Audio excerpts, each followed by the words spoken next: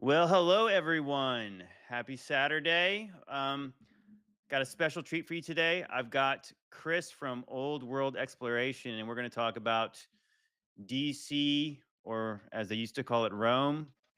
And we're going to talk about maybe some underground stuff, and maybe even talk about once again the final experiment. And maybe the final time I'll talk about the final experiment. Probably not though. But anyways, welcome to the show, Chris. Yeah, thanks for having me. It's short notice. It's nice to be able to connect. We tried a few times over the last couple of weeks, but life tends to be busy at this time of year, so it's nice to be able to have a chat. Yeah, exactly. That's why I said I know that, it's I took a shot in the dark. I have a little bit extra free time with like kind of with the holiday, and just the break and stuff. And I was like, I've really been doing lots of podcasts and lots of video editing. So I appreciate you, yeah, being able to make it, yeah, on such short notice. For sure. Yeah, it's nice. I always enjoy our conversations together. Okay, is everybody in the chat? Are you guys seeing the video correctly? Is this working? Yeah. Is I've tried to turn myself down. Can everyone hear everybody? Okay, let me know, y'all.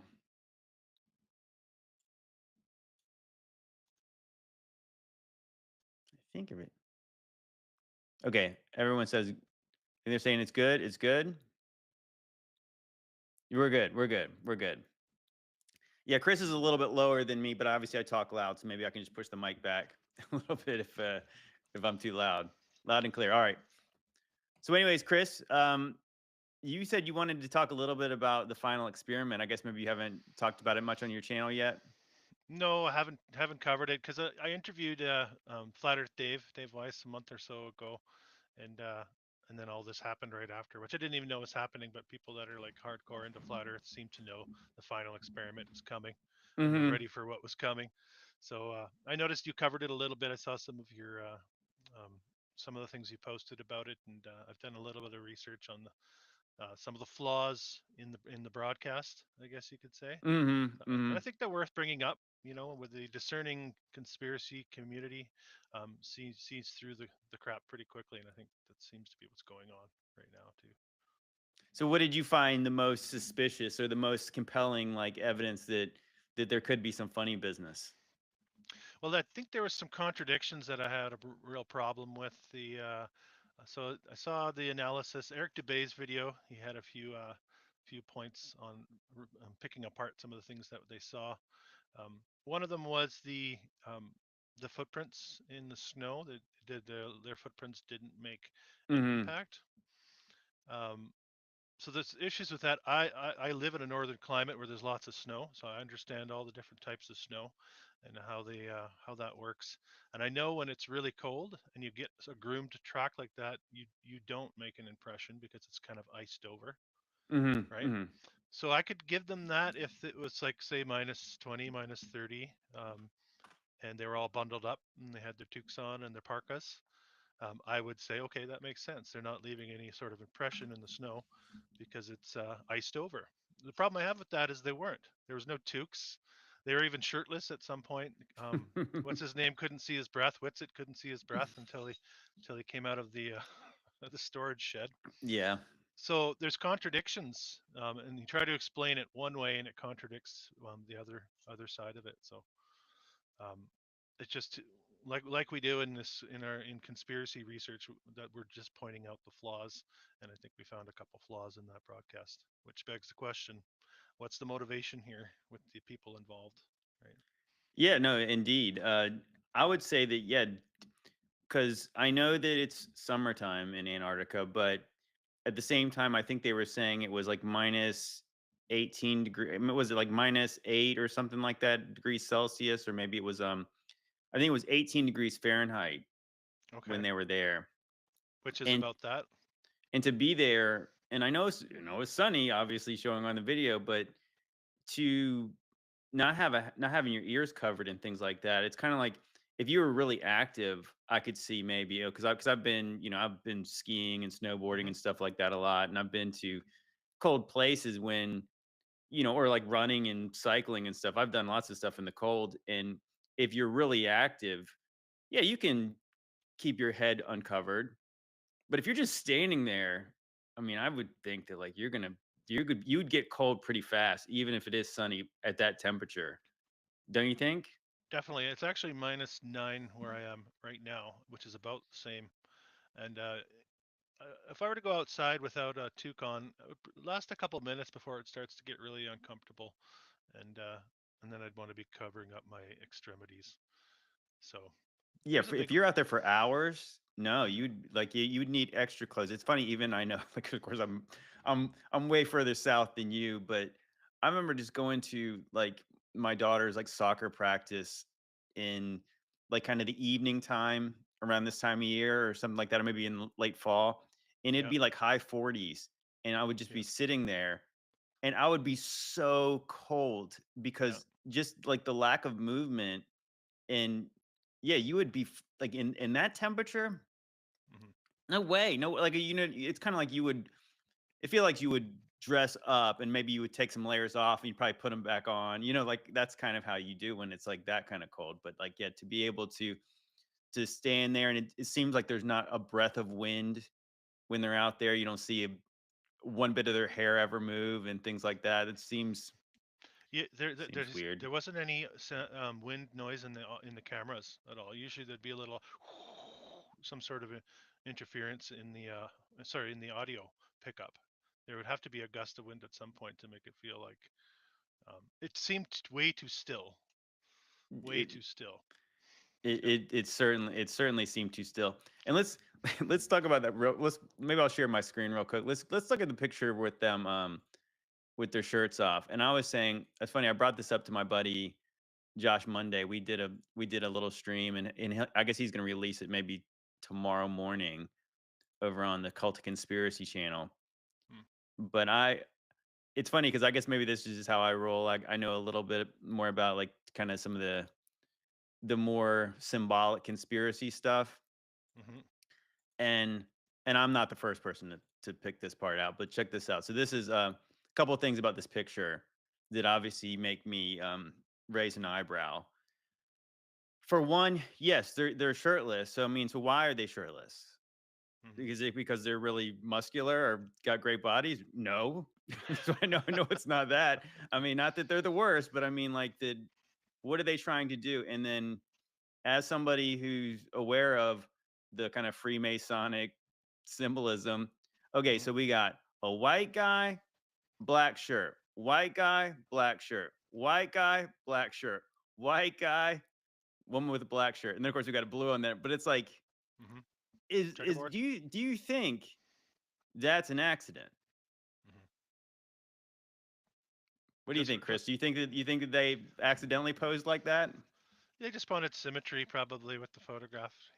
Just one. Th- I think they wanted duality. I mean, like to me, that looks like like the fact that they're all wearing black and they're white. It's like come on, like I mean, Well, come on. It's I would not if this was NASA doing this, what would you say? Like if this yeah, was a celebrity doing this on a magazine cover, what would you say?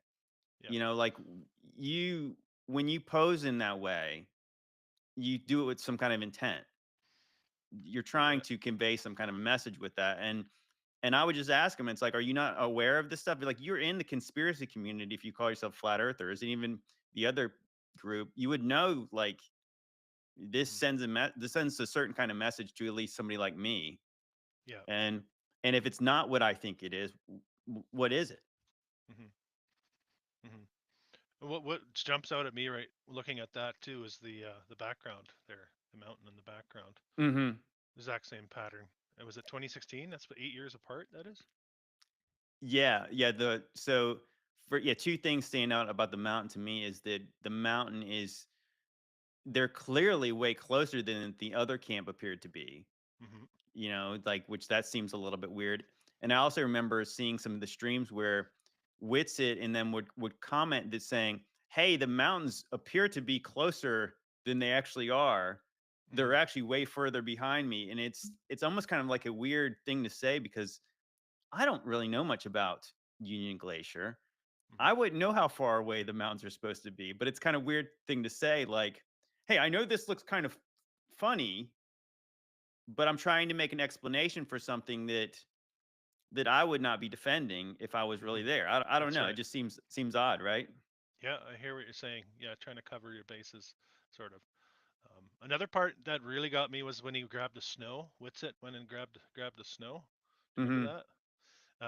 Again, coming from northern climates, I know the texture of snow. You don't get that really, really powdery, soft snow until it starts to get really cold, like -20 cold, where it comes up and it's like somewhere between flour and sugar texture wise, which is Right. what he produced. He put his hands up and it was like it fell all over his jacket and you could just brush it off. It has to be very cold for snow to act in that way. It's certainly not um, warm enough for him to not have a toque on. So contradictions are the problem there for You're me. right. Yeah, because it's kind of like that would be like a fresh snowfall too, right? That would be like fresh snow, But and not just then fresh, very cold for because if it's not a very cold, powder. you can form it. You can form snow in your fist, right? Hmm. If it's not that cold, that has to be to maintain powder form after you've picked it up. It has to be really cold. So something's Yeah, not and right. so yeah, and so anyways, before I get off this picture, Yeah. isn't it? It is interesting. Obviously, if people are looking, and this is the thing that I kind of said is that I I don't want to ever get too far out there. What I see in the 2016 picture versus this one, as you were saying, like the snow coverage on the mountain looks identical to my eye. Maybe it's slightly off because I have not over. I tried to overlay it, but it's kind of doesn't fit perfectly. Mhm. Um, but to me, the rock coverage, snow coverage looks identical. Yes, it Y- does. It looks The identical. So pattern is almost you could overlay the pattern, I would suspect, and it would be perfect with the size it change. looks too close, even if it's not that close. It's like it would be even like you see kind of almost that bald spot part in the middle of the mountain. It's like that's obviously clearly had to be windswept Hmm. because like it seemed like that's where snow would accumulate, right? Hmm. So it's like it had the exact same wind and snow patterns that made the rocks stand out exactly like they appear. I mean, so Yeah. I almost went to the further end where I'm saying like that I don't want to be fooled by an edited picture because I'm almost thinking like if those are that close, I don't believe it, and I think I almost don't want to err on the other side where I almost question if the 2016 picture was edited. So Mhm. if somebody was trying to trick us into thinking like yeah that it's too close to the same because that's what I'm saying. I think it looks too similar Hmm. to not be the same. This like literally like the same Yeah. background. I agree. I agree completely. Then I saw some of the rebuttals on that, um, saying that well, it's so cold there that nothing builds up and it comes and goes and the wind sweeps it away. But So it doesn't it so the wind yeah yeah well obviously we already know that it's never windy there because they're there and there's so I guess there hasn't been a breath of wind zero wind. in 8 years. I mean, yeah, obviously that is not good enough for me. Like that I don't believe that. No. I'm gonna try to change my microphone here. I'm seeing some people in the comments saying that it's a bit low. So if you bear with me for a second. Okay, it might not let you while we're recording. Maybe we'll have Oh, to see if you can.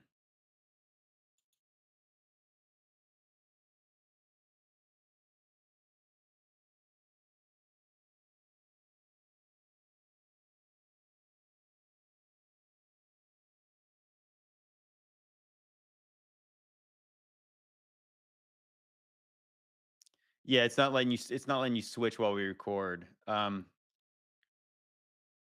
Can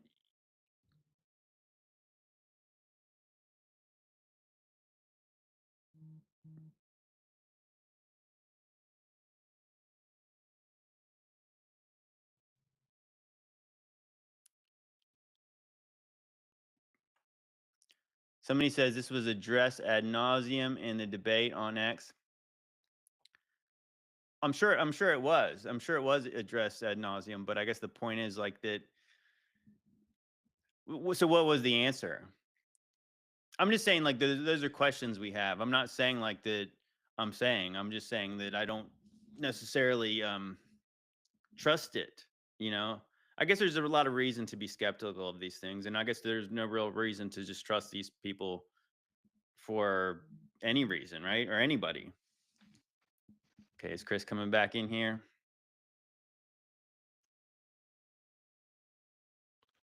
Can you hear me? I can hear you. Mm-hmm. All right. This is a new software for me, guys, so apologize for. Yeah, Riverside is, like I said, this is the one that I thought was really good, and it is for some in some aspects. Streaming maybe it's not maybe like the best one. I can't get my cam to work again. I might have to try again. Sorry about this. Okay, sorry, technical difficulties, guys. I was seriously on the fence too after spending an unhealthy amount of time following the answers seem to check out, but don't trust me, go check it out. I got you. I got you. You know what I'm saying? Like well, like I said, while Chris is fixing his cam, I don't want to get too far into the conversation, but I think vape gate is a bigger deal than maybe some people do. Some people think the vape gate is not as big a deal. I would say that to me, I don't find Witsit credible after that. He sounded like a liar. So I mean that's kind of me, where it's like I don't think that you get zero lies in when it comes to me, as far as like if you're in the truth community.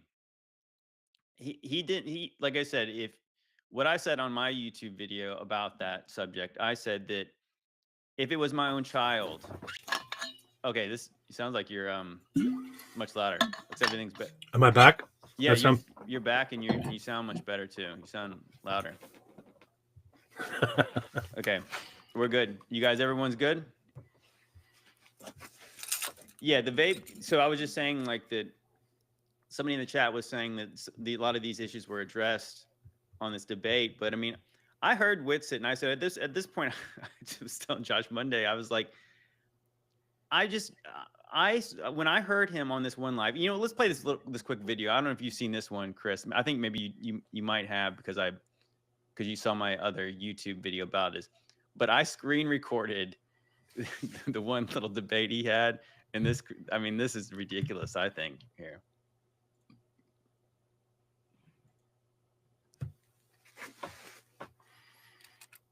Yes, I did unexpectedly find a vape in my bag. Move to the back right here. Said that yes, I did unexpectedly find a vape in my bag when I was traveling. That's because I used an old little bag I used for chargers, and it had a vape in there from way back in the day, because I did used to vape. I don't vape now. And so I did hit that vape a couple times when I was in Antarctica. But I did absolutely, objectively not hit a vape, walk over to the scene, to the screen, and then exhale it to fake my breath. Just objectively not true. And that's why all the people that are claiming it, all the people that let's rewind that one part again. Should make it into a song. Antarctica. But I did absolutely, objectively not hit a vape, walk over to the scene, to the screen, to the and what? Then exhale it to fake my breath. Excuse me? Did he just say the scene? What does he mean, the scene? I mean, was that a Freudian slip or what? I mean, like, so again, if that was my kid, I promise you, I would not believe them if they were talking like that they unexpectedly found their own vape in their bag in Antarctica. Mm-hmm. Like, and what we're told is that when all the flat earthers were whining that they were subjected to these weight requirements of their bags and stuff like that. So you didn't really check what was in your bag, like you didn't know what was in there. Mm-hmm. Do you believe that? It feels like Witsit was like on the side of the truthers, but he was like he had to do it subtly. He's dropping so many clues for us. It seems like, I don't know, man. I'm crossing him off the list of guys who I can trust. I never liked the heavy math stuff that he brought across anyway. Not my bag. Doesn't really resonate with me. I never really knew Jaron at all. I heard people talk about Jaron, so I never really knew what he was up to. But, yeah, I don't know him either. Oh wait, hold on. You know what? I'm going to stop the stream for a second. We're going to come back. You sound good, Chris. I need to turn myself up, but I can't do it. So guys, just hang on here hang on tight. I'm going to stop the stream for a second. The scene. I'm gonna stop the scene for a second, and then I'm gonna come back on. Okay, hold on, guys. Okay, yeah. See, I can't turn myself up. Yeah, see, you're like loud now. Mm. Okay, so we're gonna come back.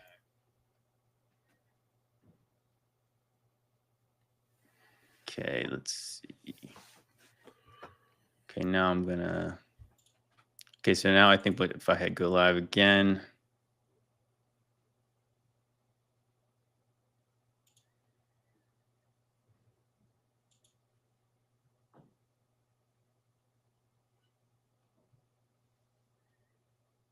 We back? Okay, we back. We good now? Need to turn your stuff down now. Yeah, because we were real low before. Is everyone good? We're good. Yeah, we all looks good. like it. We're good.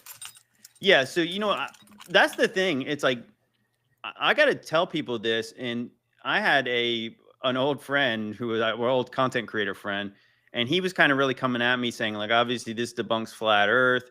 You need to stop talking about flat Earth. It's like, I don't talk about flat Earth. I don't call myself a flat earther. And I always try to make it clear that I do not call myself a flat earther.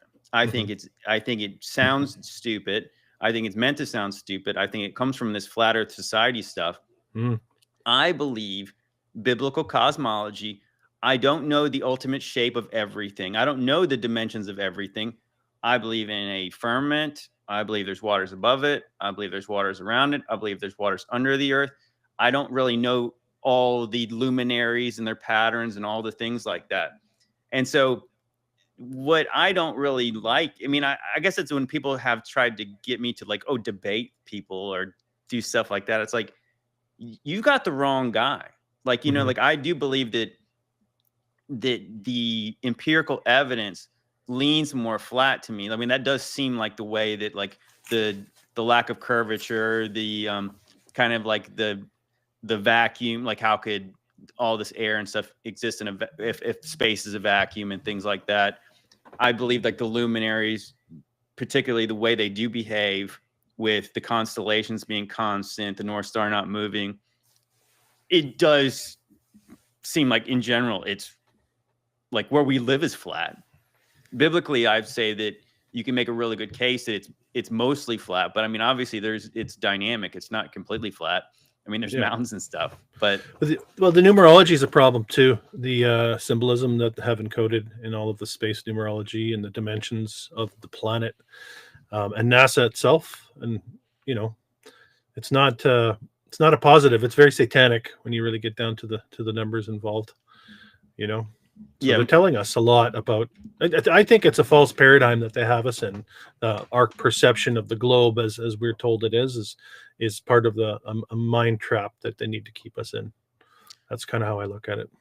Yeah, I agree. I agree with that for the most part. I think that that's what I'm saying. It kind of does reek of like the right left paradigm, right? Where it's like, oh, well, you're a Trumper then. Oh, you like Trump then. Oh, you like Kamala. And it's like, well, what if I don't subscribe to either of them? I might obviously one person I would agree with more often, but I'm not going to like, you try to label me a Republican or a Democrat. It's like, well, I'm not going to fit in those two, binary choices. So then when you say the earth is flat versus it's a ball, it's like, well, I don't know exactly what it is. Like I said, I just know what the Bible says. And I think that I do believe that because I think that the NASA stuff is a psyop, that we could not get high enough above the earth to find out the true dimensions of it.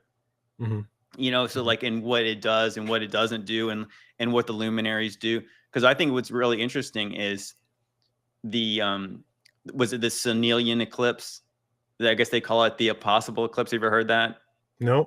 Where a Senilian eclipse, I believe, is what it is when there is a lunar eclipse and the sun and the moon are both visible in the sky at the same time. Oh, yeah. So what's actually covering it? Yeah. So it's kind of like that.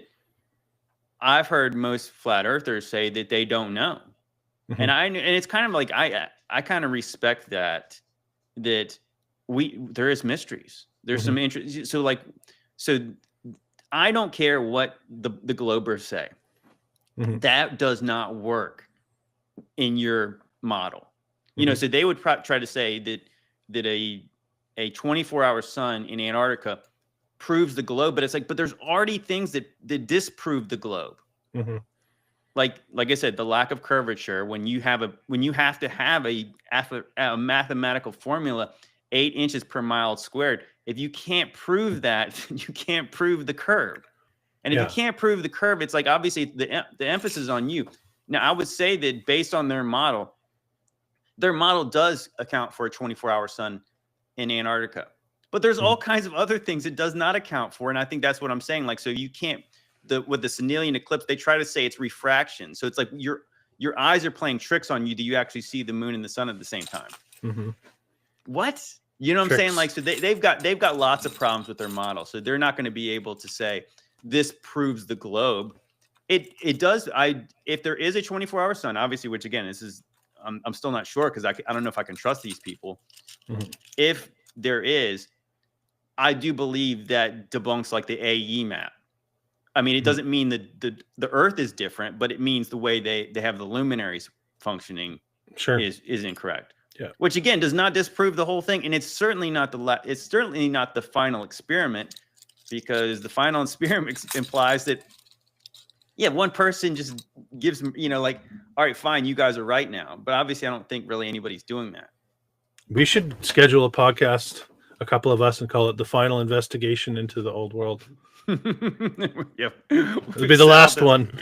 Case closed, right? Yeah. You guys don't even need to make any new videos today. Yeah. You guys, we've totally just nailed this. Game over.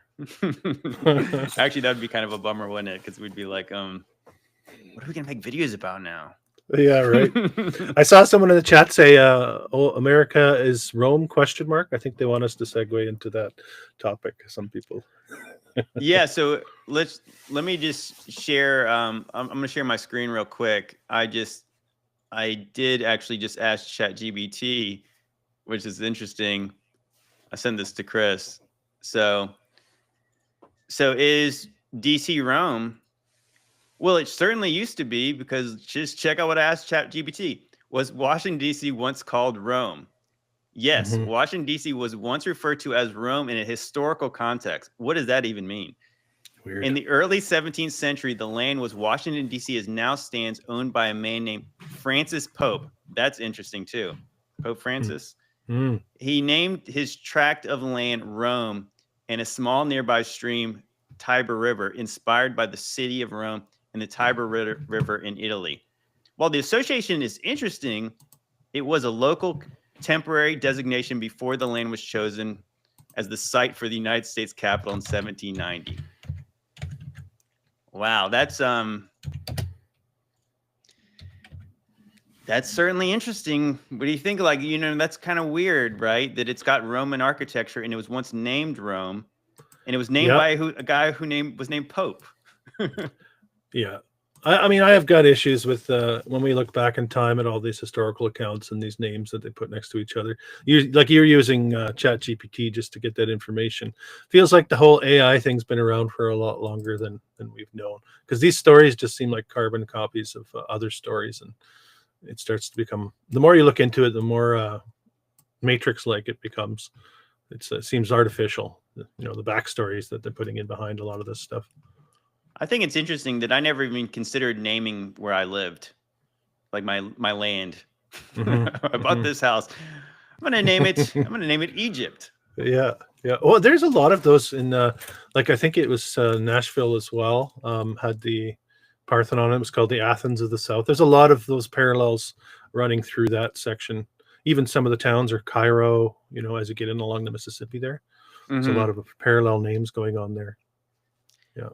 Yeah, certainly. Yeah. So, I mean, did you watch the stream that Paul and I did when we were breaking down the Gunnar Heinzen's thing? Absolutely. I did both. I watched Gunnar's and then I watched your breakdown too. So yeah, go ahead. So what did you think about my theory about that if the Vikings had the same ships as the Romans, do you think that they had the same architecture? And if they did get to the New World in those times, do you think that, like, literally that, like, the Greco-Roman style in North America could really be Come from that? actually come from Romans.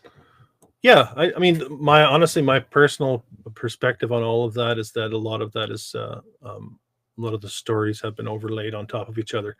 We really have no idea on the timelines of these things happening, because we know that their dating methods are flawed, and we know that their academic categorization is flawed. So I just don't put a lot of stock into, okay, 1200 years ago they came over and did that. Like, I just think it's just been around, and these stories have been laid over top of it as explanations.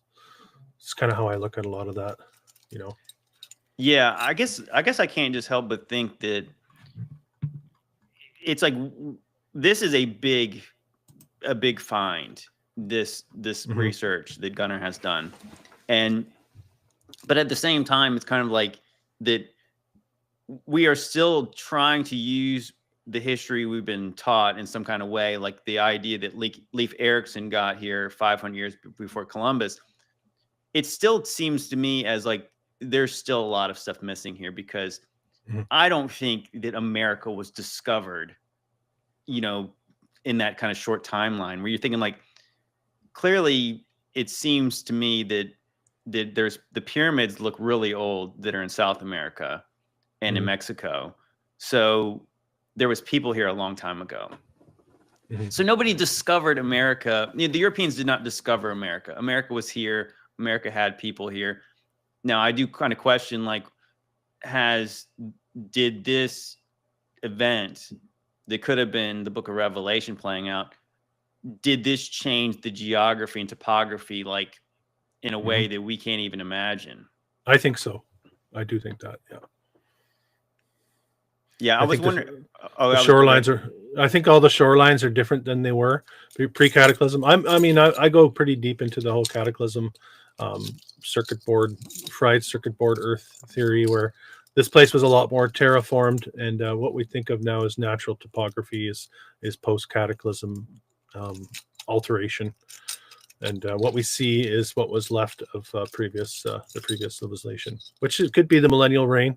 I think it fits that model, and I think just our perception of the past is just has been given to us by these folks who've had a couple hundred years to mess around with us, if you will. That's kind of where I'm at. Yeah, I agree with that. The one thing it makes me think of, like, specifically, like, there's stuff around Florida that seems like it was clearly on land at one point. Even when we talk about Fort Jefferson, and it's just like the strangest structure comparative, like it's just out in the middle of the Gulf of Mexico. It was never built in water. There's no way you can't put a foundation down there. It doesn't make sense that they built this thing. Was it 70 miles away from Key West, I believe, and there's no fresh water there. And yeah, a lot of people in the comment section, when I made that video, I made that little reel, and people were saying, is it possible that the land went all the way from Florida to there? And I was like, that actually makes more sense than almost anything else does, because it just seems like there's no fresh water. Like they're literally going to have like a cistern and convert rain or salt water into fresh water. It's kind of like when I look at the buildings that they say were built, in the late 1800s, and they don't really factor into weather conditions, the difficulty that weather conditions factor in, like wind, like building these high rises in Chicago in 1 year with the crazy windy winter. Like it makes me wonder if the entire climate as we know it was completely different, much less volatile, perhaps. Like I just don't think we can grasp what it may have been like before the Cataclysm, I guess. Yeah, most definitely. And I guess the truth is that when you go into to South America and you see the megaliths in these temples that are built in like the thickest jungle in the whole world, right? Like the Amazon is just ridiculous. I remember watching shows like River Monsters. They had the guy Jeremy, I forget the guy's name. He's awesome though. And you would just see how, I remember just thinking like, this guy is hardcore, because they have to take these boats down the Amazon. It looks so ridiculous. Like it almost doesn't even matter what kind of technology you have. You could not get through that jungle without like machetes, and you'd have to go old school to Jeremy Wade. That's right. And the idea that I think it was supposedly, again, you have to always say allegedly, Teddy Roosevelt did expeditions down to South America, and he wrote in his journals that they would have to get within like feet or meters of a pyramid or like some kind of a temple before they could see it. And then if you kind of like, if you try to overlay like the country of the United States, it would fit inside the Amazon. So like, that's how dense that's how big this jungle is. And so it's very clear to me that jungle was not like that when they built those things. It couldn't be. The age of the foliage too gives us an indication of when a lot of this stuff, like most forests and trees, go back 200, 300 years ish, depending on where you are. And then those really big trees in places like the coastal regions and the rainforest, they just grow really, really fast because they're prime growing conditions, right? But if you date a lot of, I think we're grown over. I think it's post Cataclysm, and a lot of these places have grown over. And I think the dating system, like I always used to look into Graham Hancock and thought that stuff was really cool 20 years ago. But the way I look at it now is that he's still using his academic filter to try to fit in what he's seeing with the Ice Age timeline, the 10,000 years old timeline. So it's like a mix, and maybe it's the same with the video that we were watching. Was it Gunnar? What's his name? Yeah, Gunnar Heinsohn. Gunnar Heinsohn. Maybe it's a similar thing where when you get so buried in the academic world, but you're challenging parts of it, you should probably be challenging all of it. But instead, a lot of these guys will have a framework that they hold on to, and then a part of the framework that they're questioning. But they can't really let go of all of it, because then they lose all bearing of everything, of history. And so that's how I think we're looking at with people like Graham Hancock, where he's seeing, the ruins, the Yonaguni ruins off of Japan, and he's trying to fit that into a timeline that makes sense to him. So he's shooting it back 10,000 years instead of maybe there's a cataclysm much closer to us. I don't know. Yeah, no, I agree with you 100%. I did a stream with Derek Olson of Stargate Voyager, and if you guys follow him, he's in depth into like the megaliths and ancient Egypt and all that kind of stuff. And so at one point he wanted me to review an episode of Ancient Apocalypse with Graham Hancock. And I remember trying to watch a little of that a while back, and I kind of was like forcing myself to watch some of it, because I was just like, it's kind of almost like nails on a chalkboard when they're trying. He's obviously clearly has these ideas that are outside of academia, but he is trying to hold. I would love to get him like in an honest way saying, you don't believe that stuff you're saying now, because it's like he is trying to appeal to certain academics. And I think maybe like, I know people like this, that, well, if you don't agree with them here, everyone's going to think you're a nut. Yeah. You have to concede, right? In certain areas, you have to concede. Yeah. But it's funny, because the most often criticism of Graham Hancock is that he's like a pseudoscientist or whatever. And I'm like, I would have to agree with him, because he's trying to mix too much of it together, where it is almost like both sides of us, like, so the academics are never going to respect him. Like that's why I would like to tell him, like, don't worry, dude, like just go with what you actually think is true. And then just because the conspiracy theorists like us, or the people who really look into it, say, no way, like you're still going with like bad information. And now, it's kind of a mess. Yeah, but he's a real pioneer in that regard, as far as questioning the timeline of history, right? But he asks a lot of good questions, I think, but his conclusions are often unsatisfying, I would say. But I would say that what was interesting is the foliage is a good place to go. Is that it's funny, I started watching that show Yellowstone. You ever seen that show with Kevin Costner? Oh yeah. And of course, obviously, it takes place in Montana, and Helena is the capital. And they often show the state capitol building, which is like ridiculous. And as I would want to do, I looked back and I tried to find pictures of the, like what it looked like when it was being built. And of course, you have like the Donkeys Incorporated as my lunch break, we'll say. And Mhm. the one thing you really notice is, like, in my mind, I think of Montana as this kind of really kind of lush green place. Mhm. But when you see the pictures of when it was being built, it looks like, once again, it looks like one of these places that looks like it's this massive structures like in the middle of nowhere. Mhm. Right? It looks kind of barren around it. Do you have any information on? Do you have any videos on that? I've touched. I did a Helena video, so I touched on that. I've actually got the capital here. I don't know how to. Again, technical difficulties. How to share. You can go. You should go down. Be able to go down the screen share. Mhm. Entire screen. Okay. Feel like such a newbie. Yeah, there you go.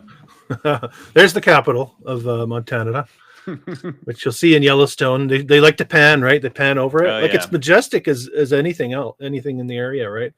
But these are the early days. Like you said, there's nothing around, right? It's except for that nice shack. This one.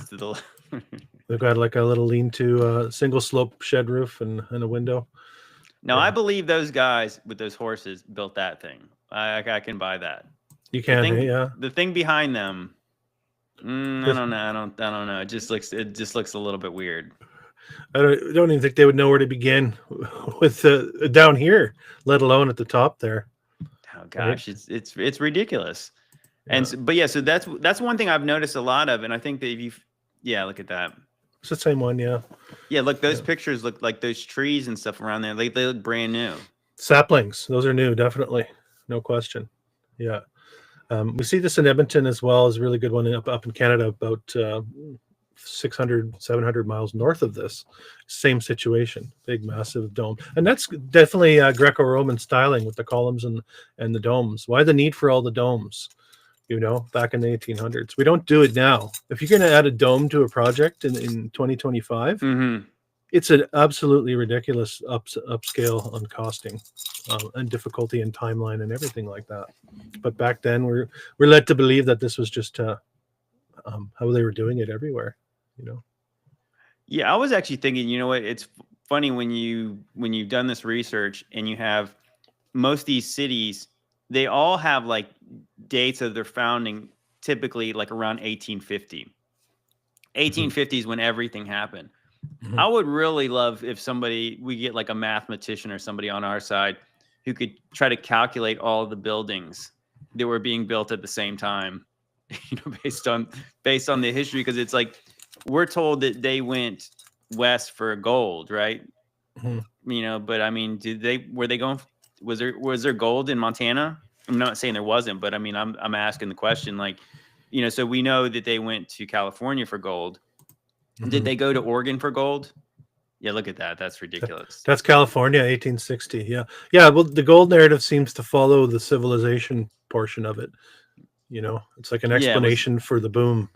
Yeah. Was there gold in Washington, around Seattle and things like that? I mean, because like all these cities they all have almost the exact same timeline. Yeah, this is a construction photo too from 1860. I mean, did they have time to get gold when they were building all the buildings? They had designated gold miners and had construction workers. Look at the perfection of the dome, though. Like the columns and the domes, like very, very difficult to duplicate in the modern day. But 1860, no problem. Well, that almost looks identical to like the Capitol building in DC too, like the way the style of the rotunda is. That's right. The way that they've got this all set up too. So we get into the energetics of the old world, when you do this research, and function, not just form, but function as well, having to do with what we're seeing here. Something we don't really know. We can speculate on all we want, but there's probably something to that. Otherwise, why would you go to the trouble of adding a dome? I mean, I'm sure it was hard enough to build this structure in 1860, let alone the dome on top. I know if I was on the construction crew, I'd be happy just framing it off flat. So can we just call it a wrap? Well, they would do that. They sure would do that today. Yeah, they do. They would just make it a flat roof. Definitely, they might put a slight slope on it in order for the water to drain off, but they would never do that. Yeah, because they don't. No, it's too much, right? It's the thing that people don't often mention, though, that how did the Romans do this? You know, so isn't it kind of funny that we like, it's almost like we try to like not even address that, because it's like we don't believe our great grandfathers could do this, but we do know that the Romans did it. So like, so how did the Romans do it? I have a feeling they weren't using horses and buggies either. I think they must have had some kind of technology. It does remind me as the same conversation as that. If I don't buy that the ancient Egyptians cut gigantic stones with copper tools because the tools are not sharp enough or are not hard enough to cut the stones, that makes me believe that they had something else to use. So it also makes me believe that in the times of Jesus, if they were building the Pantheon in Rome, they had some kind of other technology that we don't know about. Well, I think if they had it in our history books when we were in primary school, like I remember seeing pictures of Egyptians and how they were supposed to look, and the Romans with their togas and their sandals. If that was in there, I'm ready to throw it out. Basically, at this point, that's where I'm at. Like it's part of a story they want us to believe. There's no way that they were building the way that they built and didn't have other technologies to keep themselves warm or whatever it might be. It's just I think it's a Hollywoodized false perception of the past is what we're envisioning when we look back at previous civilizations that they told us existed. I just think they've created an artificial timeline for us, filled in the gaps. Do you want to take us through some pictures of Rome? I mean, Washington D.C. Yeah, sure. I did pull up my file. Just give me a sec. I'll just stop screen share and I'll start again. Yeah, it's fine. Yeah, DC's funny too, right? Because it's not really in the States. Am I right about that? Well, it's a weird thing where I think what we're told based on the history is that they didn't want to put it in either Virginia or Maryland because they didn't want each one state to get too much power. So it is like its own little sovereign separate place. It's got its own flag and everything. So yeah, the District of Columbia, and of course Columbia being some kind of a torch-bearing god, seems kind of interesting. And then it goes hand in hand with the founding of America in 1492. Columbus. But at the same time, like I think we might even discuss it on the previous live, that the fact that it's somebody mentioned Norumbega. That's interesting, and we can talk about that in a little bit. But the fact that it's not in Virginia or Maryland makes it even more unbelievable, because it's like, where are the people living that are working on it? Are literally people like, it's kind of like, let's just go build a city here because we don't want to put it in any one state, when the capital previously was supposedly in Philadelphia. Right? They would say, well, this is a pretty good place and it's already built, so why don't we just keep it here? Like, you know what I mean? It's kind of like these people could just do anything that they put their minds to, right? Yeah, it's all pretty confusing. This is from 1863, sorry. Right after when does the Civil War end for you guys down there? Okay. 65? The Civil War, I know did it start in 1960 or 1863 or something like that? I don't know. It's American. I'm Canadian. But this is right in the thick of that time frame, apparently, and this is what they're cobbling together in Washington, D.C. is this massive domed structure. What are we even looking at? This is the Capitol. I know, but I'm saying, like, like, I'm trying to look at, like, whatever that little swing stage looking thing is. What is that attached to? It's funny, like, this is like a typical one of these construction photos where, like, it doesn't make a lot of sense. It's like the building looks completely built already. Yeah, decorated. You could see it. It's all heavily decorated. They got a little platform up here. That looks like a sheet of plywood, but they didn't have plywood in the 1860s. So. Oh my gosh. Whoops. Let me see. Yes, ChatGPT is pretty much my new Google, because I don't trust Google. And I can be skeptical when ChatGPT gives me an answer I don't like. I ask it again in a different way. Look, I got another one of these. single slope sheds for storage. That's probably where the construction workers lived when they were, because otherwise, where would they have lived when they were going back to? You know what I'm saying? Like, there's no place. Where were the living quarters when they were building these places? Mm-hmm. You know, because like what we're told is like basically they just built a city out in nowhere, Mm-hmm. right? Yeah, and it does. It looks like concrete. A lot of it. Supposedly a drawing of what it was going to look like, but never did. It's a weird story, this building, too. You know, a couple different iterations down through time. I think it gets torched in the War of 1812. Yeah, like Capital. most of DC got burned down and then built again. Mm-hmm. Yeah, so this says in April 12th, 1861, it was the start. In April 9th, 1865 was the end of the Civil War. Mm-hmm.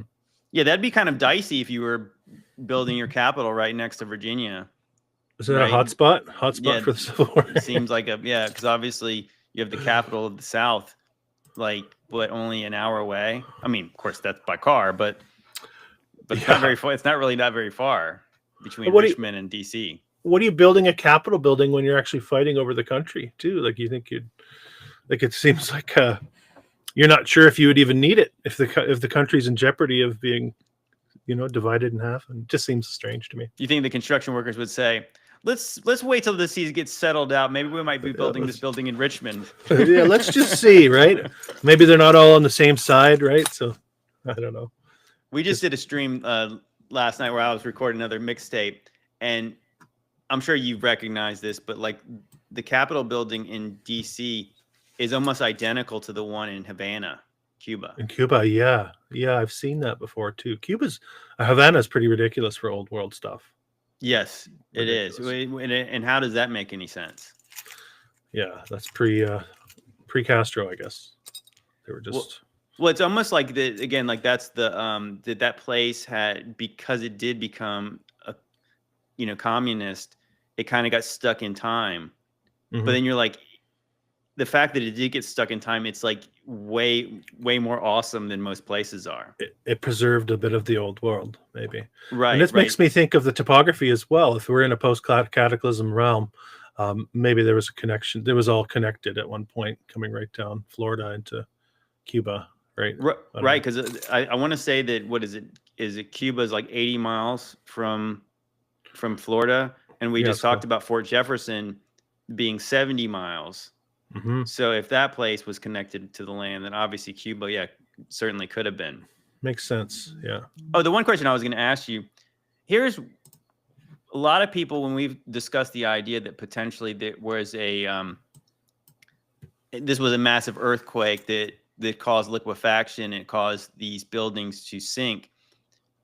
Actually, I do think that people have a fair argument about that, because if there was an earthquake on that scale, it does seem like the buildings are pretty well preserved, mm-hmm. And they do seem like they are mostly level. It does seem to me, the way that I'm like, enough of the pictures I've seen in places I've visited, it seems like the sediment filled in, and it seems like most of these things have been mostly preserved. It does almost seem like, was there some kind of a tidal event that moved sediment? Or even, it was interesting that Gunnar Heinsohn talked about on another podcast. He mentioned the idea of like a comet or a meteor or something like that. It's almost like he was talking about like the debris from this thing. That's where the extra layers came from. And I was like, I don't even know how that works, but I mean, it almost does seem like that something filled in. Because if there was an earthquake on the level that made everything sink, you think there would be way more just destruction. Yeah, I think I got into this a little bit with Michelle Gibson about a month ago.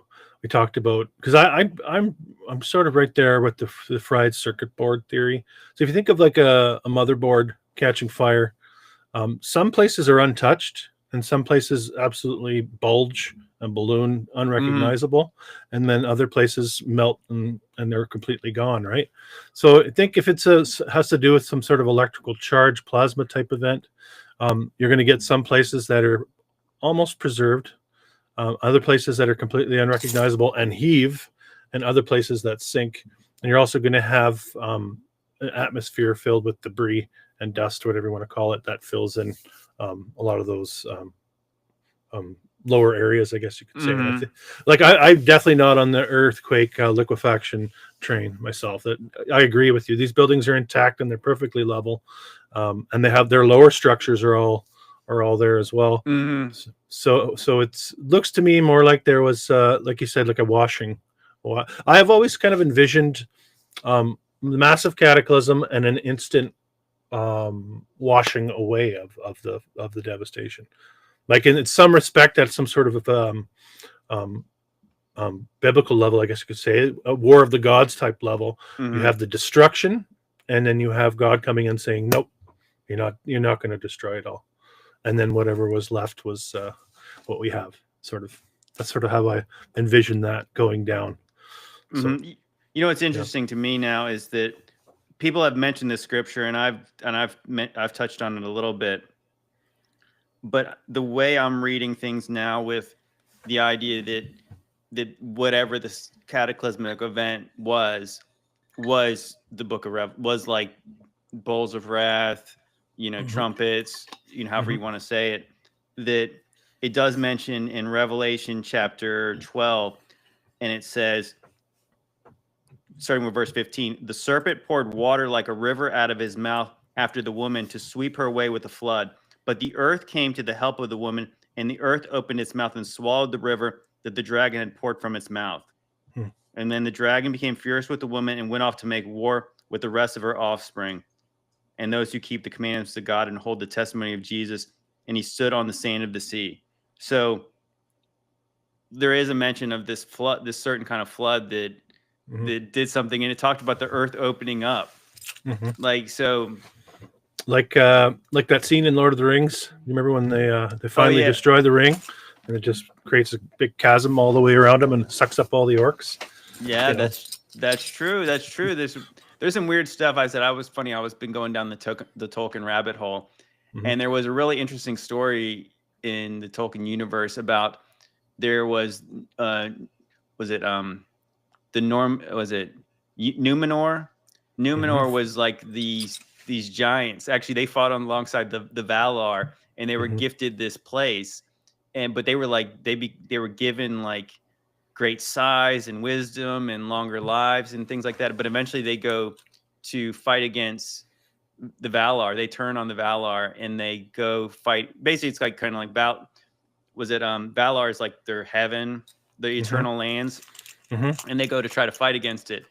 And eventually the gods in the Valar open up like the sea, and it basically everything gets sucked down. Even their island gets sucked down. And I was thinking about like, there's so much in the Tolkien stuff that I'm just where does he getting this stuff from? It's just Atlantis, definitely Atlantis parallels there for sure. Right? Yeah. But the Numenorians were, they got too big for the britches. Yeah. Yeah. They were like the best men could possibly be, but then that wasn't good enough, and they tried to challenge the gods. Maybe that's what happened here. Maybe that is what happened. I don't know.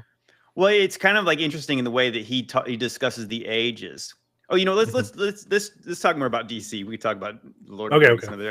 But it's interesting. So here's what I discussed on the last mixtape we did.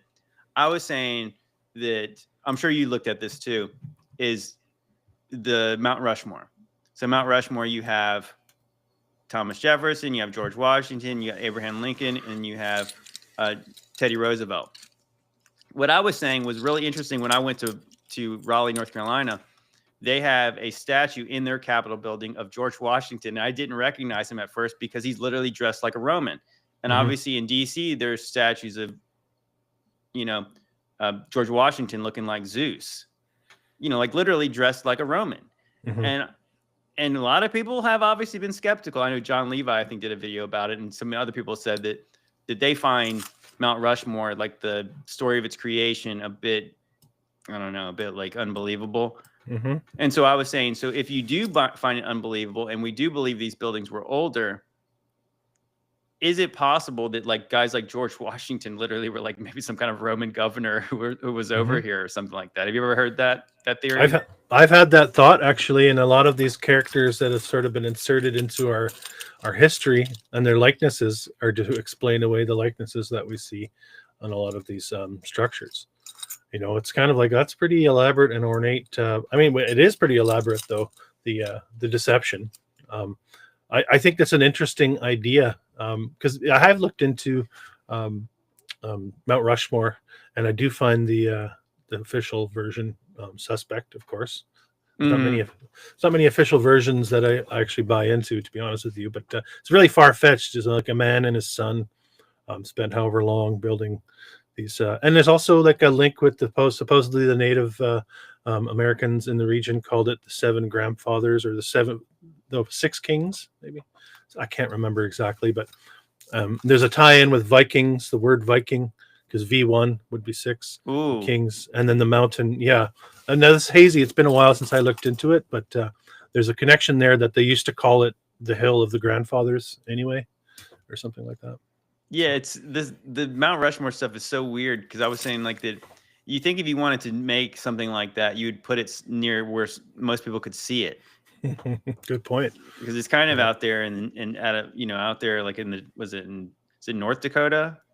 I think so, yeah. And there's also like kind of couple bulb-looking things around the heads that look like they could easily be carved into a head if you needed to. It just seems it's strange. And then a lot of it looks like maybe like there's a concrete layer or like some sort of covering in some areas. It's suspicious for sure. Yeah, there's something about it. But I was thinking that because I just think it's so weird when I went to visit Raleigh and I saw that statue of George Washington literally dressed like a Roman, and based on the timeline of when this statue was created, it wasn't that long after he died supposedly. And I thought it's really really weird that I was saying would people find it weird if Jimmy Carter, who obviously just passed, if they made a statue to him in DC and they made him look like he was wearing sandals and a toga and stuff like that? Yeah, it would be weird. It would obviously be weird, and everyone would think it'd be weird, but it would be weird to do the same thing to George Washington because we're told that the Romans were like Rome fell like 1,300 years before he became president. That's such a, like I said, it's sort of weird that if America is raised as some kind of Christian country, that they would just be so enamored with Rome that they would try to do everything, emulate Rome to like a T.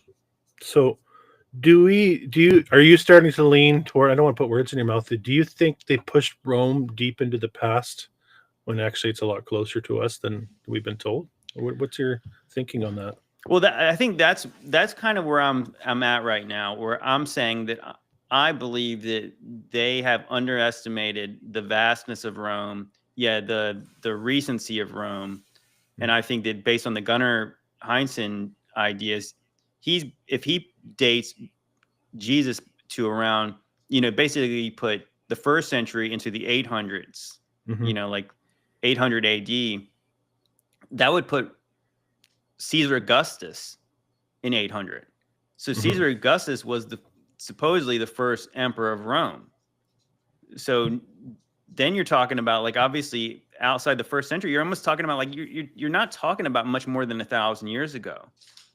And so to me, I think it makes sense based on what Gunnar has the conclusions he came to. Of course, I would love if he was still alive so I could ask him some of these questions. Yeah. Is it possible that the Greco-Roman style buildings literally were Roman buildings?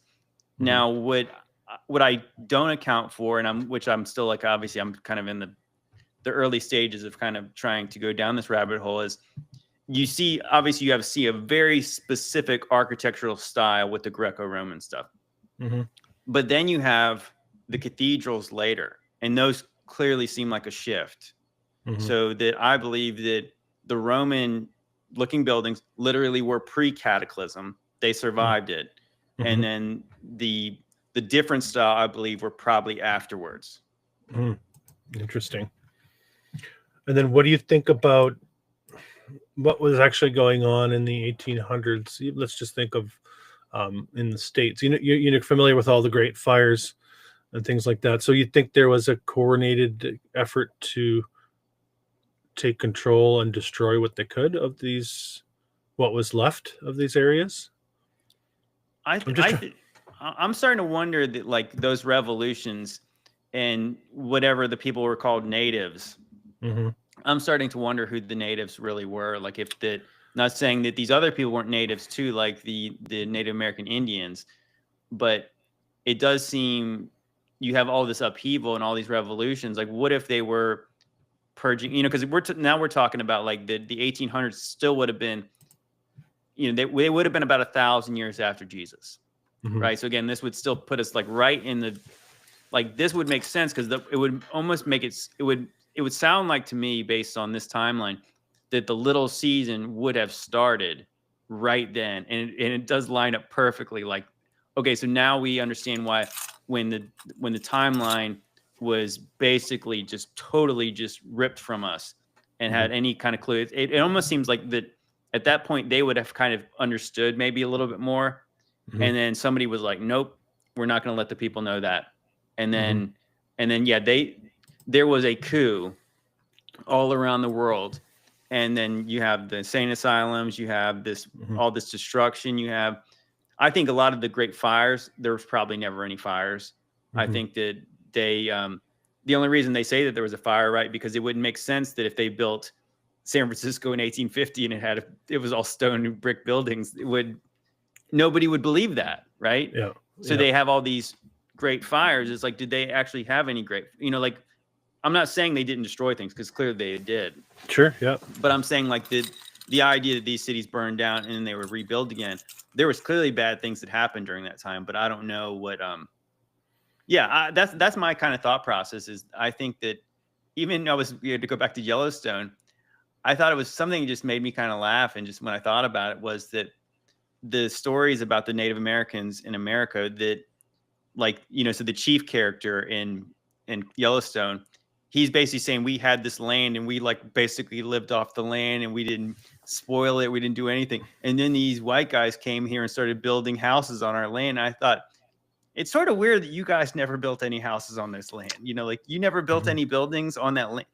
You lived in, it's one thing to be nomadic, but like to go get someplace eventually, but the idea that you wouldn't build some kind of permanent structures, like really, what is the evidence that was your land? Yeah, and that's funny because it's a sensitive political topic, especially up here in Canada. It's really being pushed, the claim to the land. We have to do land acknowledgements up here actually before we do any sort of formal proceeding, and acknowledge that the original people of the land were the natives of the area, and they were lucky to be here. Basically, is how that goes. So they've weaved it into the political landscape of the modern day, which makes it more difficult to question that history. And I've heard people say they were here for 9,000 years. Isn't that amazing? It's like, well, there's no trace of it. They don't even actually, it's funny because they really don't even say that here because there's the acknowledgement that there was the Anasazi. And so we're told that the Anasazi were here about 1,000 years ago and then they disappeared. And so the Anasazi actually there's evidence that some people lived here because those are your structures, right? Those are the native structures here because there's cliff dwellings. There's the melted. You mean? What's that? The melted structures. Well, there's definitely some melted stuff, but there's also like they had some advanced stuff. Like even like a Graham Hancock at one point he's showing like these kind of like circular structures that are just out in the middle of like the Badlands. It's totally weird. It's totally weird, but. And then so the current Native Americans or the Hopi and I think the Pueblo Indians, they claim some kind of relation back to the Anasazi, but it's kind of like but they don't know what happened to them either. So like if there was this unbroken time period where these people lived here. Yeah. Well, I think it's the Hopis too. They say that the ant people took them underground when there was a great cataclysm. And they came back up from underground. Like it's in their legends too, right? There's some weird stuff in those legends. I did a video on the four corners down there, those four states, and I weaved that part of the narrative in there because the Native American one is tough. And I mean anywhere really. Like it seems like there's two different timelines here. Although when I look at the World's Fairs, I do know that they were doing a lot of narrative seeding for the native populations around the world. They had the human zoos, and they were depicting the teepee culture and the Inuit culture, or the Eskimo culture, they called it. You can't even call it that now. And they were doing this for places all around the world, like the spear and loincloth culture. So I really wonder how much of that narrative has been introduced and seeded, and how old it actually is, because there's not really any cultural development as far as infrastructure goes. If you're going to come here and say that they've been around for a couple thousand years in these areas, well, where's the evidence that? Because if it was me and I had a family and I wanted to protect my family and I knew it was going to be minus 30 all winter, I would be hunkering down and I would be building structures, and I would have a home base. You don't remain nomadic through difficult climate. You need to buttress yourself from the elements. So there's holes in that story for sure. Yeah, well, not only that, you have it's like, again, I mean, obviously we know this is a sensitive topic to a lot of people, and it's like, I'm not dismissing it all. I'm just saying like that what we're told is that obviously like this was not some homogenous, completely like one tribe of people. We're talking about multiple tribes that supposedly went to war against each other. So you wouldn't build some kind of a fortifications, you wouldn't build some kind of things to prepare for, nefarious agents and things like that. Yeah, if you have a family, it's the natural instinct of us as men is to provide something that's a little more stable than a teepee. And I think a teepee is plenty good if you're going to be camping. It's not if you're thinking like in Montana in the wintertime, it's got to be super harsh. Oh yeah. It's got to be super harsh. So why would they not have anything that was a little more substantial, that there would have been evidence that they were there? And for the one thing, it's like, also you have people who obviously, even though the way the story is told is like the white man just came and took the land. It's like, but how do they know it was anybody's land? It's just like, it's just there. So like, do you have any kind of markers to say that you guys did live here? Because it's a pretty big place. You would have had to have some kind of idea of like how would somebody even know that you got on somebody's land? Yeah, they give us that cowboys and Indians narrative to help seed that too. Hollywood pushed that. I think it was pushed really hard at the early part of the 20th century in book form as well. It was pretty easy at the 5 and dime to get a Cowboys and Indians book. All the kids wanted to be cowboys and Indians or play cowboys and Indians. It's all narrative seeding, I think. All of that. I don't put a lot of stock into any of that. So I don't know. What is the mainstream explanation of how they were able to communicate with the natives so quickly?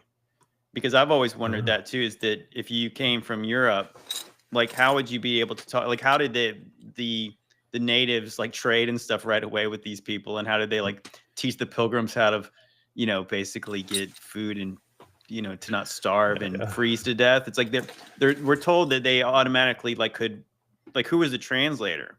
Like how would any of them know? Like, but I've heard, I forgot what the guy's name is. I read his book at one point, but some people have said that the Native American language was similar to some kind of like an ancient German language. Have you ever heard that? Yeah, I didn't know that. No, I just envisioning the Hollywood version where somebody falls and they don't kill him. Some white guy falls. He goes into the camp, goes into the forest. The natives don't kill him. He gets assimilated, falls in love with one of the native girls, and he learns the language. That's how I envision that communication happening. Dances with wolves. Yeah, there's lots of those. There's lots of those. Well, you even have like, so here's how I had envisioned on Hollywood. It's like you talk in the same language but really slow, and then you make hand sign. Yeah. You just do like that. So that means eat. This means walk. Yeah. Because it does seem kind of crazy. It's like, so these people. Okay, there's my favorite building in DC. I told you that's the Library of Congress. Ridiculous. Ridiculous building. It kind of almost gives me vibes of like the Penn Station too, like the way it's. You know what I mean? It's similar but different. They seem to have a lot of these in DC, these big, reminding me more of some of the bigger European cities like Paris, where they have these blocks with the courtyards on the inside. And you're seeing it a lot in DC, like it's been preserved there quite a bit. Well, it's an interesting style to build in because as somebody who's in construction, like building the exterior facade of buildings is more expensive and it's obviously more difficult. So it's kind of like you could have a much bigger building and not cost as much if you actually just kind of filled that stuff in, right? Like the roof and everything like that. But yeah, building all that exterior wall is really expensive, especially obviously that's all stone. You definitely can tell they had a mind for natural light in these buildings when they do this kind of thing, right? See that in a lot of the old hotels too that look like a horseshoe. I guess that's true. I guess that's a good reason to do that is because you could get light into all of it. Yeah, I suspect the interior on this one is mind blowing, unreal. Yeah, it's absolutely mind blowing. You've been here? Yeah, let me see. Actually, I got if you let me screen share, I think I've got some pictures of that from April. Show me. Yeah, so this is, I didn't even know about this building until I started doing old world research. It's one of those things. Oh yeah. Okay, I think this might be out front of it. Oh yeah. What is it? Copper? Yeah, I think so. Jeez. Look at that thing. It's sick, isn't it? We don't do that. We just don't do that anymore. This was like a place that like every square inch was covered with some kind of detail. Wow. Imagine doing the work up in the skylight there. Imagine the scaffold work you'd need to access that space. Yeah, and all the color and everything and the light. It's just, and this is supposed to be a library. That's all marble too, right? The staircase, the walls, all of that. Sculpted marble. Yeah. Built in the 1880s. Yeah, look at all that detail. 1888 to 1894, 6-year time window on that one. And what I was really noticing, look at that kind of weird, those little babies and stuff. Yeah. It looks like George right there. Yeah, I was going to say. The old Roman general. Right? Yep. Look at that picture. How weird. Yeah, they had all these murals all over this thing too. That looks old. Yeah, that doesn't look like American people would have painted that there. Reminding me of St. Louis train stations, got some similar stuff to this. There's a lot of places. Yeah. Definitely more of the Greco-Roman feel.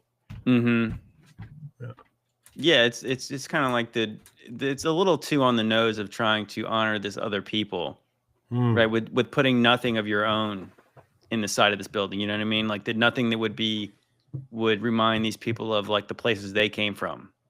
You're right. And then you also have the mosaic, which mirrors Roman look at this as well. Yeah, you see the owls.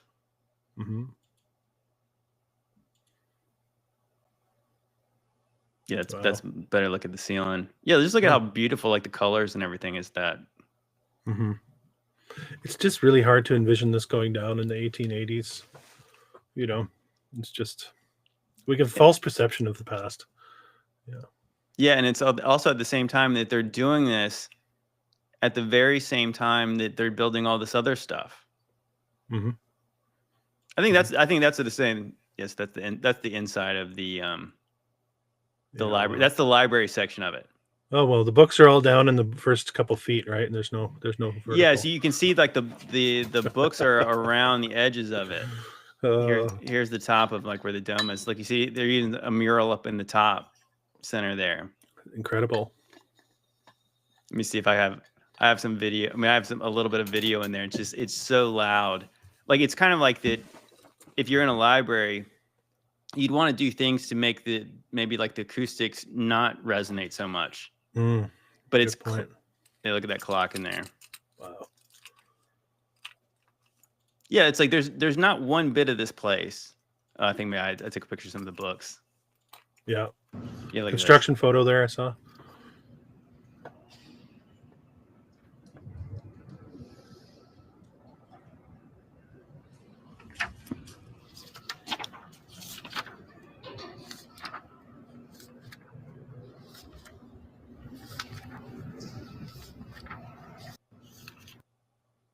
Mhm. There's just stuff everywhere. Like there was Mhm. literally stuff. Look at that one. That's on one of the doors.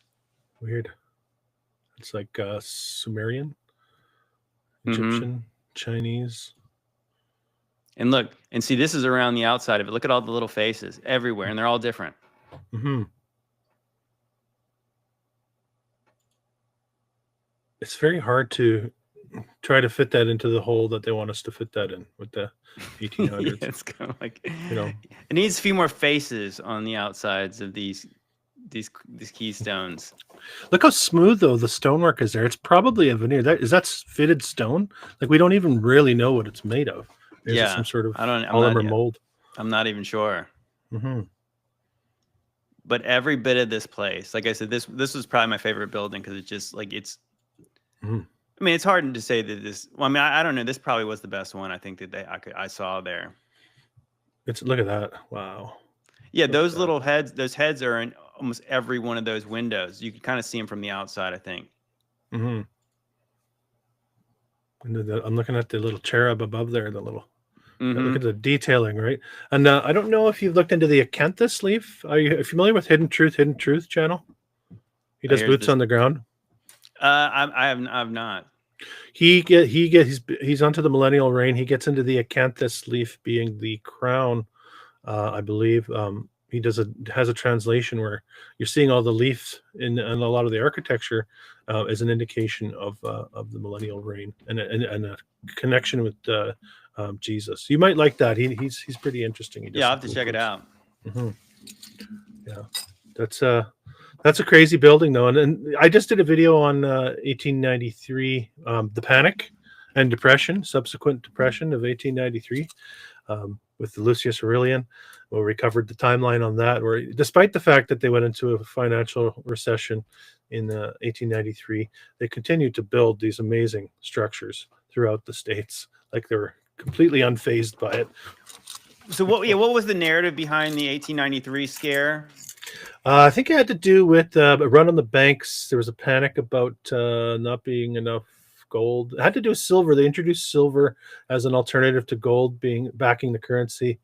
But it got to a point where people panicked and went in to get their gold, and they didn't have their gold in the banks. So all of a sudden there's a run on the banks. All sorts of businesses closed. Thousands of businesses closed. 500 banks closed. Eventually, J.P. Morgan teams up with the Rothschilds to bail out the U.S. government in 1896. It's a pretty neat story, actually. And apparently it all happens again 10 years later, and J.P. Morgan's involved again with the bailout. But I wanted to cover it because the timeline on that is ridiculous because I've seen so many buildings built in the 1890s in my research. I would say that majority of ones, especially where we live, I would say that if you see an old world building, there's like an 1890-ish timeline on it. Almost all of them. And I remember when I did one of my very first dipping my toe into like the whole idea of like the old world and Tartaria, I did that video about, because I was watching that movie 10 Things I Hate About You, and the Heath Ledger movie, Julia Stiles. And so that takes place in Washington, and they have that place, was it Stadium High School? Tacoma. And I remember just being like, this is so weird that you would have this high school that's a castle. It makes no sense. And yeah, the story was, I believe, that it was supposed to be a hotel. And then eventually, there was this bad time in the economy, and they stopped building the hotel, even though it was almost all done. And then there was a fire inside, and all the building materials got burned up. And then eventually, the city of Tacoma purchased it and turned it into a school. But that's where I think like that was the dividing line. I believe when they said it, they stopped building it was probably 1893. Yeah, makes sense. It's a reset year. So right in that same decade. It's really hard to like reconcile what we can see and what we do know of that time frame and what may have actually been going on. Like is the mainstream narrative complete theatrics? The Roosevelt thing, and McKinley gets shot at the Buffalo World's Fair in 1901. Is this all just theatrics for our history books? Did this stuff actually happen the way they said? Like it gets confusing for me when I look close enough at some of this stuff. Like I really don't know what happened. That's an Yeah. interesting idea. I know you brought up that about the chat GBT and potentially like the AI stuff, because I do kind of wonder if, like, yeah, that's an interesting question to think, like, so if this is all lies, like, where did the lies come from? Because there's still a lot of them. Mhm. It's a lot of them, but it is similar in the same way that, yeah, you pick a city, it has basically a story about, like, especially if you start moving westward, you have a story where in the 1840s nobody lived there, and Mhm. it starts getting off the ground in 1850. There's a fire sometime shortly after that, or a flood, and then in 1860 it starts to pick up again, and then by like the late 1890s, it's a full grown city. Mhm. Maybe like 1870s, it's a complete city, Mhm. fully grown, and then there's probably some other kind of fire, and then it's built again. We also get those ridiculous stories of how like the cities were elevated, some were lifted. I've seen it in Seattle, I've seen it in San Fran, I've seen it in Chicago, and then um, they also say some of the fires allowed them to widen the streets, allowing for the railcar narrative to seep into the storyline. Um, so they have all sorts of strange explanations for the undercarriage of these cities as well, which is we were going to talk a little bit about the underground. Like Yeah. I wanted to talk about that. That's like, yeah, talk about making lemonade out of lemons, right? Oh, well, we're going to take advantage of this great fire that just happened, and we're going to widen the streets, and we're going to do all this extra stuff. It was funny. There was a video, and maybe I can find it, that I made a reel about the underground stuff, and I clipped a couple of videos, and it was talking about underground Seattle. Mhm. And this is one of the first acknowledgments I ever got of somebody saying that when you're walking on the street, you can actually you actually are walking above the first floors of what these places used to be. And Mhm. because obviously the narrative in Seattle was that there was a flood, and yet they elevated certain buildings, Mhm. and then certain buildings they left there, and they just turned their previous first floors into basements. Mhm. But but most of the time they don't acknowledge it. And I think as everybody who does this kind of research, it's clear that is very common, that there's places that there was first floors and now they are basements, maybe even second floors of basements. But maybe it fits in the narrative that there was a flood in some way. They jacked up the other buildings, and some buildings they let just sink or Yeah. something. I don't know. I don't know what they're even saying. They have the same story in Sacramento. I did Sacramento recently. Exact same story where they built up the streets, put walls on either side of the streets, and then yeah, the first floor became the basement. Yeah, Chicago is where they cranked up the buildings. They actually didn't. Apparently they did it even when people were working in the buildings. This is in the 1850s, and they lifted them up and put the sewers in there. So that's how they got the sewers in Chicago. I don't know. Stupid. What does that even mean? Like, so how's the narrative that they jacked the buildings up? Like, what does that even mean? Using what? Screw jacks, special screw jacks invented by, I believe it's Pullman's father. George Pullman was a rail car guy. His father apparently invented the screw jack that allowed them to lift buildings up. I don't know. That's all I can give you. That's a Wikipedia BS version. Right. Yeah. So they even had, yeah. So I think it was in the research I was doing was that I was saying you pick a West Coast city, Mhm. and yet in the same way that if you try to pick a lot of cities and you pick a great fire, you can pick one of the most, the most populated West Coast cities, and you type in blah blah blah underground, Mm. and there is an underground section of every major city on the West Coast. And it's like I've wondered that when you see certain parts of the undergrounds, they're very small. Even like a good example, this is not the West Coast, but in Atlanta, that Atlanta has this famous underground section, and it doesn't look that big, but it's kind of like, it's weird that it is like you just had this mall underground. And then I think Seattle, I don't know Yeah, how, it's like it's clearly that there's that thing probably goes a lot longer than that. It's probably encompasses the whole for footprint of the sure. city. Yeah, I heard some Atlanta locals talking about how big the underground, how extensive it really is there when they chimed in on my video. Also, Cincinnati has an unfinished subway that never got used, but all sorts of underground in Cincinnati. It's everywhere, actually. That's why I love doing the city by city, because you get the locals come in and say, like I've mentioned this, they knew there was tunnels connected from the school to the whatever building next door and all that kind of stuff. So that begs the question, who's building all these underground brick tunnels underneath all this structure? Because it's not accounted for in the historical narrative at all. They don't really allow for any timeline for that kind of construction. Yeah, I do believe that the underground stuff is a massive smoking gun. It's almost just like I did a podcast with my friends about a month ago, and they were saying, "What's the mainstream narrative?" I said, "There really isn't one. It's just kind of saying like that. It's trying to account for that there was this flood or was this thing that happened in Seattle. I think they said that there was a great fire and then they built on top of it instead of destroying. They filled it in. But I was like, but what? Like, what does that even mean? Like, so if there was a fire, how does that account for things being under the ground? Right? Like, because it's like, what did they Portland, use? Oregon. Did they spread the ashes out or something like that? They built on top of that? No, they got the shovels out and they just filled in with the dirt and they leveled it off. Easy to do back then. Yeah. Portland is the Shanghai. You got Shanghaied in Portland, Oregon. Yeah. You got they would take you down to Shanghai. You'd end up on a boat when you woke up or whatever, and somewhere in the middle of the ocean.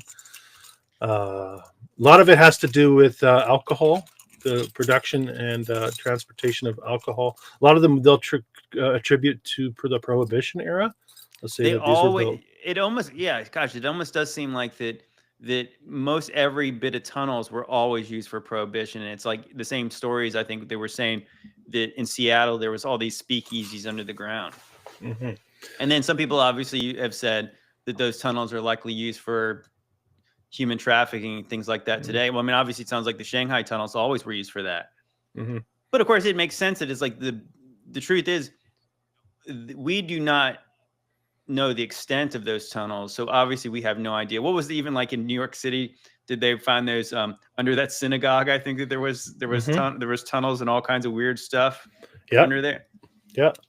And then if you've ever been to places like London, the London Underground, you can take an escalator like 4 stories down. It's probably the same in the other big cities. Like this whole system underneath a lot of these cities goes deep, very deep, deeper than we could realize. I think you see it in New York and a lot of old photos as well. The streets built up in the lower areas around the buildings. So, that's a good call. We should just to talk back about DC again. So if you've ever been to the Capitol building, you've been to those buildings, they all go underground. All the buildings in DC go underground. Okay, so if you ever seen the construction photos of the Capitol building, they do not show them doing anything under the ground. No. You know what I mean? So I feel like that's kind of a smoking gun. It's like that when you are showing the construction of it, even I think you can see some pictures of the Capitol building without the rotunda on, without the dome on there, but it looks like it's clearly being built just flat on the ground. Yeah. When we know it goes like almost two floors under that. It's pretty deep. Yeah, I have a construction photo. I think it's Iowa State Capitol with the 5 domes. That one is that's probably the best. That might be the best one. It's up there. It's mind blowing, right? But the construction photo has them laying these blocks of granite like in a trench dug like 2 feet in the ground deep. Like that's supposed to be the foundation for this structure that clearly goes much deeper in the modern day, right? But it's sloppy. It's really sloppy. Right. Yeah. So that's what I'm saying. Like the amount of excavation needed to make those those buildings are massive, and they all go under the ground. All of them do. Excavation is really what hooked me into this research because it's such a massive undertaking to dig to build a structure. Even in the modern day with our big our excavators and with their buckets and all the like hydraulics I talk about a lot too. Effective hydraulics really wasn't invented till 1906, I think it was, when we started using the oils that we use now. And our machinery got better for removing and extracting soil and dirt. So a lot of these buildings that were built in the 1800s, we have to assume that they were using good old heave-ho, the good old shovel, right? which really piles on the workload and the timeline. And then also the backfill is what gets me as well. If you've ever backfilled and not compacted, dirt settles over time. So a lot of these buildings that they say for instance, there'll be a building that was finished in 1901. I'll have a photograph of it from 1901. and all of the sidewalk and everything around it will be finished. First of all, looking old, but will be completed. And there'll be no signs of any sort of sloughing or anything like that. Everything is rock solid, well compacted. Which in the modern day, if you tried to do that, you have to budget a lot of time and energy just to get that compaction where you can actually put a sidewalk in over top of that. So it's not going to move over time. So these little things that a lot of people maybe don't realize when they're looking at these old photos, there's a lot more to the construction process than just banging up the building, right? Yeah, I know you were saying that you're in the construction business, or you were, correct? Yeah. So I was telling people the other day, I said, one thing that people don't typically account for is if you're in the construction business, that, you can imagine, so an owner wants to build a building, right? So then he has to hire an architect. The architect has to make the plans up, and then eventually they have to get somebody to do it, and they have to get subcontractors, and it's a long time before you even get a shovel in the ground to start, right? And so just trying to think that process about so I'm a drywall contractor. We do metal stud framing, and we used to do plastering. We still do a little bit of it. But a lot of times when it's a big building, I would get plans like a year before I would ever, if I got the job, it would be like a year before I even got out there. If it was a big job. So that's the thing. It's like, so people don't even account for that in the timeline, where it's like literally these people got to wherever they were getting to, and they started building right away. Like how would you even know where to begin? That weaves nicely. So this is my file on the Louisiana Purchase Exposition in St. Louis, 1904. Because you're just talking about timelines, right? So I did some research on the timeline. They basically had a 2-year window from when they started construction on these to when the fair opened. 2.5 year window. Of course, they'll tell us that these were all temporary, but let's just even if you would just want to throw out the architecture, let's look at the landscaping that you see in a lot of these photos. Yeah, they managed to get shrubs right up against the building, or immediately after they built it. Yeah, and you almost don't even want that there. It's almost like a bit of overgrowth. This is definitely aligning with what we just saw at the Library of Congress as well, with that Greco-Roman styling, with the domes and columns, statues. The statue work is unbelievable. Look a little closer. This is a minor building at the Louisiana Purchase Exposition. I'm going to be doing a show on the World's Fairs in depth in a couple of weeks here, because there really are.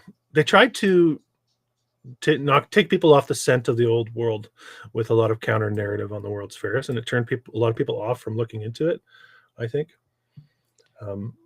Fake construction photos and things like that, in my opinion. I would be really curious to see where you could kind of see in that picture. You see there's a tree's really close to the back of that building. Okay, yeah. Here? You know what I'm saying? So if you built that building right there, that tree almost looked like it's touching the back of the building. It's a good point. You would clear that land for sure.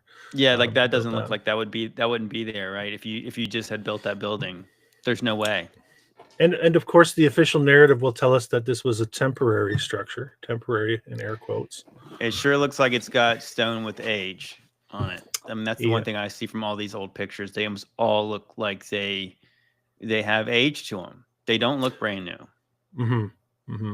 This really works with the old Rome in the United States being a part of what we call ancient Rome. I think were the World's Fairs a way of erasing the last remnants, some of the last obvious remnants of that civilization.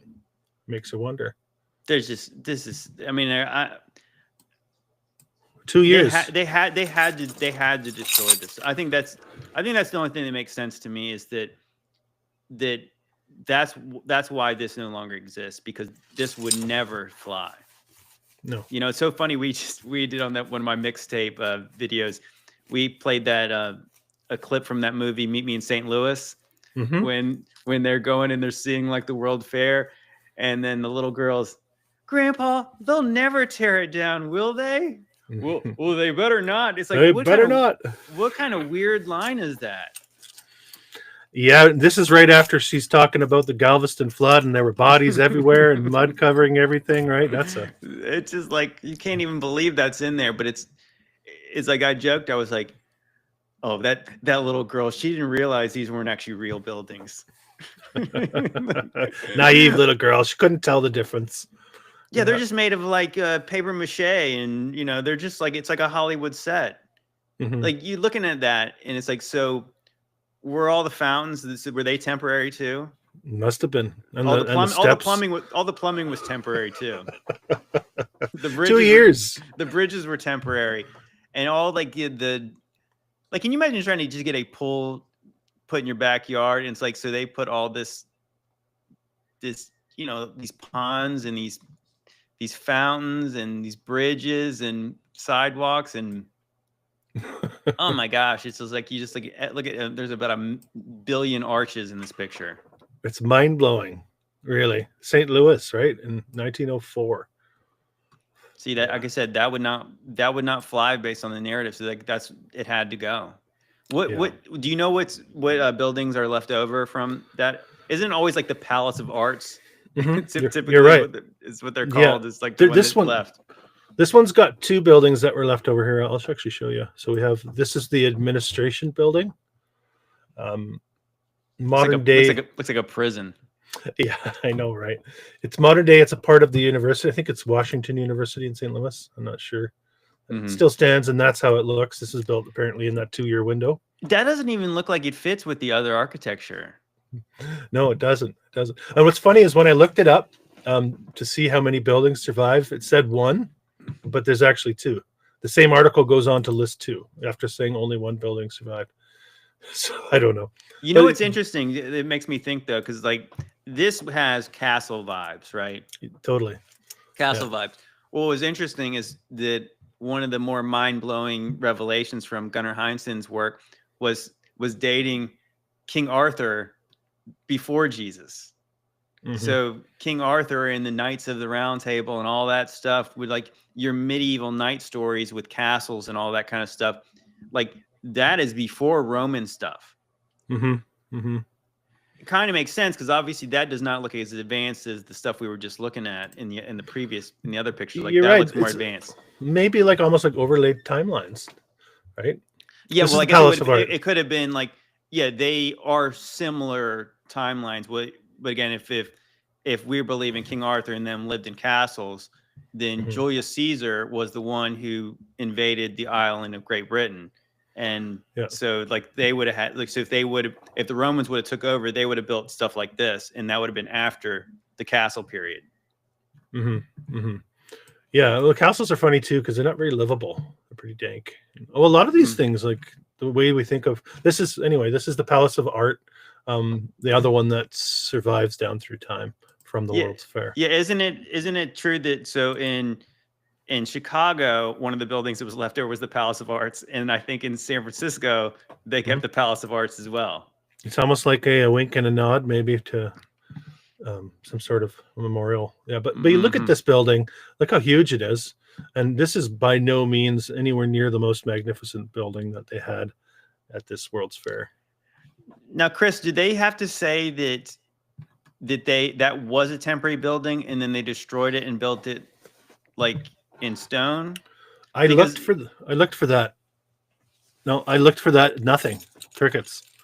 So yeah, so doesn't that kind of like really kind of put a wrench in their narrative when they say that no, they were actually because that's what they say in a lot of these places. They said, oh well, they liked it a lot, so then they built it for real afterwards. Yeah, the one in Chicago, they have the explanation for that. They did build it sturdier, they say, because they were going to hang pictures on the walls. So they build the walls with brick and stuff like that. But it still wasn't really permanent. It was like 2 decades permanent. And then 2-3 decades later, they decided to invest in it and build it with limestone and make it a permanent structure, is how the story goes with the Chicago. I think it's the Fine Arts Museum in Chicago. And this one though doesn't even have that narrative yet. That could change in the next year or 2. You know what's interesting is that we were just on the last video we were recording. I went back again because one of my favorite ones to look at is the old Penn Station. And if you go look at some of the pictures where part of the Penn Station, it's like, like there's obviously the real stone areas where it's almost like it's got the Pantheon vibes. But then there's another area where you can kind of see all that metal framing. It's kind of almost like I was just thinking, I was like, that's what it looks like when they show the insides of the buildings at the World Fairs. That's right. So clearly the Penn Station was not a temporary building, and that's this. It had the same look of the inside because I guess it's so big, it's so tall. You know, some people even have speculated that could that have been like an airship hangar or something like that. Well, Penn Station was temporary. It only lasted Right. 50 years or so. That's true. That's true. There's a little bit more of look at the statue work here too. How over the top is that statue work in St. Louis? But it fits with kind of what we just saw too in DC when we're looking at the Library of Congress. Absolutely, right in line with that. Absolutely, yeah. So it really makes zero sense for them to build temporary buildings in a very similar time period as they were building permanent buildings. At the same time, they were building some of these buildings permanent in this same World Fair. And how the story goes on that is that these temporary buildings supposedly inspired the construction of the permanent buildings. But you're right. The Library of Congress predates this by 20 years or 15 years. So it doesn't make a lot of sense, right?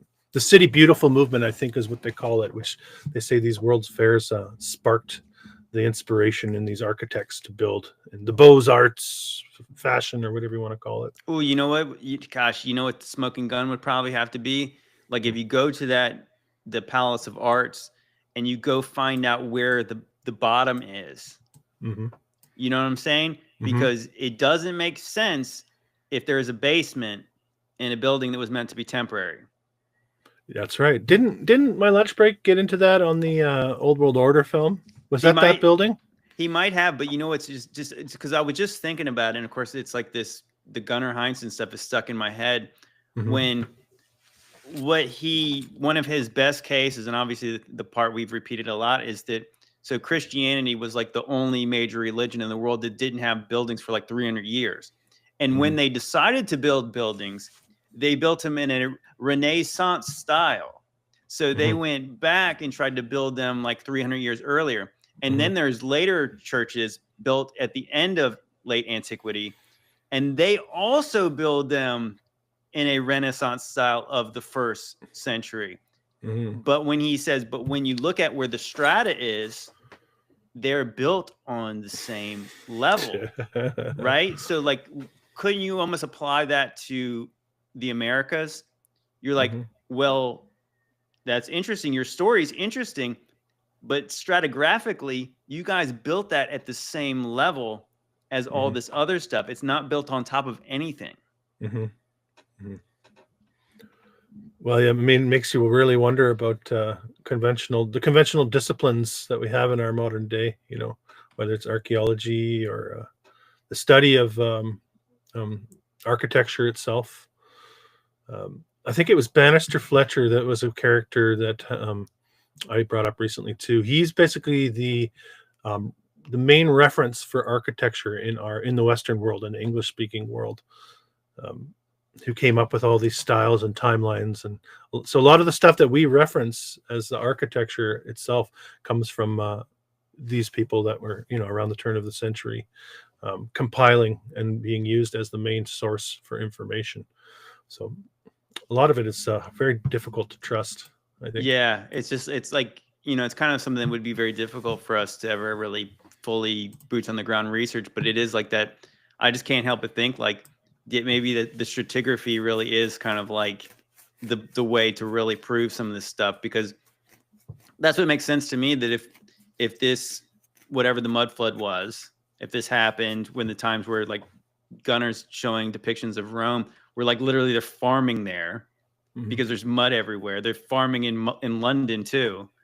And so they have these depictions.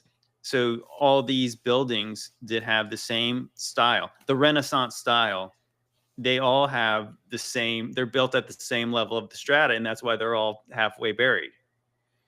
Doesn't he get into Rome itself too? Depictions of Rome being covered in mud? Yeah, that's what I'm saying. He shows Rome, and he shows that, I guess he said like the Circus Maximus, and they have they literally show them using the city of Rome, and they're farming there because of where all the mud and stuff was. Mm-hmm. I mean, it's like it's pretty wild. It's I thought one, and he actually did another podcast too, where he mentioned to there was an Italian professor, and he asked him how does the barbarians explain the mud and the sediment in ancient Rome? And the guy, he said it was almost like they never even considered that question. Like, well, he said from a Marxist point of view, it was like every collapse could be pointed to like an economic collapse. But like he was saying that there was the professor's pilot did a flyover, and he mentioned that there was literally hundreds of villas and even a town that was under a swamp currently. Yeah. What? Like, you know what I mean? Like, what? I mean, that, but it's like, it really is crazy to think about, like, that I got one of my videos taken down for misinformation on Facebook and Instagram saying that I was talking about a mud flood. And it's like, but like, so Gunnar is an academic, and obviously those illustrations of Rome where they're farming there is not a conspiracy theory. Like, that's like accepted what they did. But it's almost like it's like, this is like the elephant in the room, right? Like, we're not going to talk about how that happened. Yeah. One of several elephants these days. That's true. And I was saying, so I mentioned it on the last podcast I did about this, and I was saying it's really is kind of weird to think that there was, like, even like the 536 event, whatever happened, we're talking about like a worldwide cataclysm, and it's weird that nobody really knows about that in our, that's history that's never been taught to anyone. Yeah. Well, and you have to take into consideration Scaliger too, and then and what Fomenko got into. I think there's some interesting timeline, strangeness going on there as well. Were they overlaying stories? Like if you look at the parallels between Napoleon and Napoleon III, it's almost the same storyline. It's almost the same life story that's been overlaid 80 years apart or whatever it was. And that seems to repeat. And a lot of people will point to people like Joseph Justus Scaliger and his Jesuit connections for penciling in events in history that really just seem like a mathematical repetition of other events. I'm sure you're familiar with that.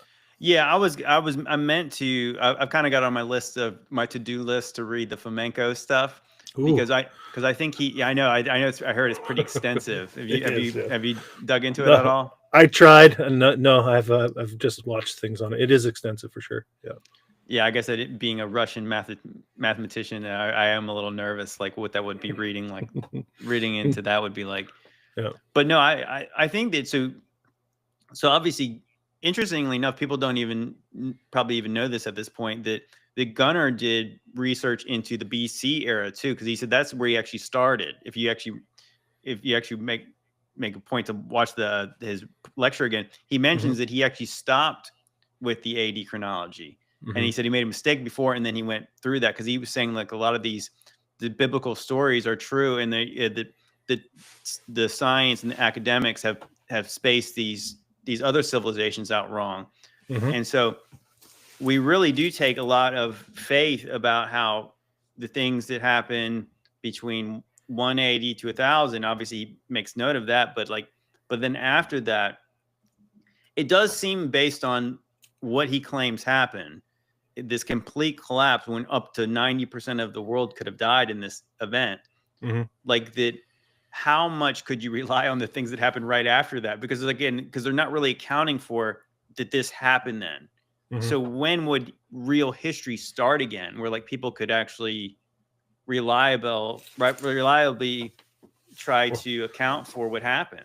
Or did reliable history even start again? Are we still in the phase of, false history? I mean, we are kind of, right? But.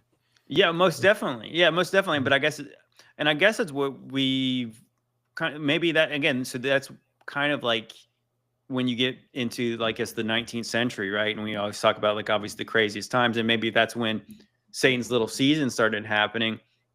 It's like, that could have been like, again, maybe we could have been on the path to getting a little bit more of a natural chronology, but then this happens, and then somebody gets a handle of this before we can actually learn whatever happened before. Yeah,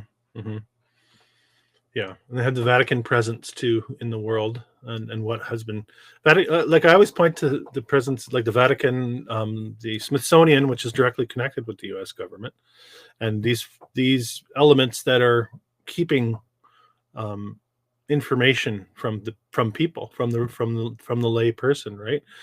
So I think there's a lot to be gleaned from those organizations. There needs to be a sort of an what's the word for a jubilee of information to the people. Like it needs to be made public, and we can just sift through it, and just like we do with the final experiment, we can sift through what seems to resonate and what doesn't.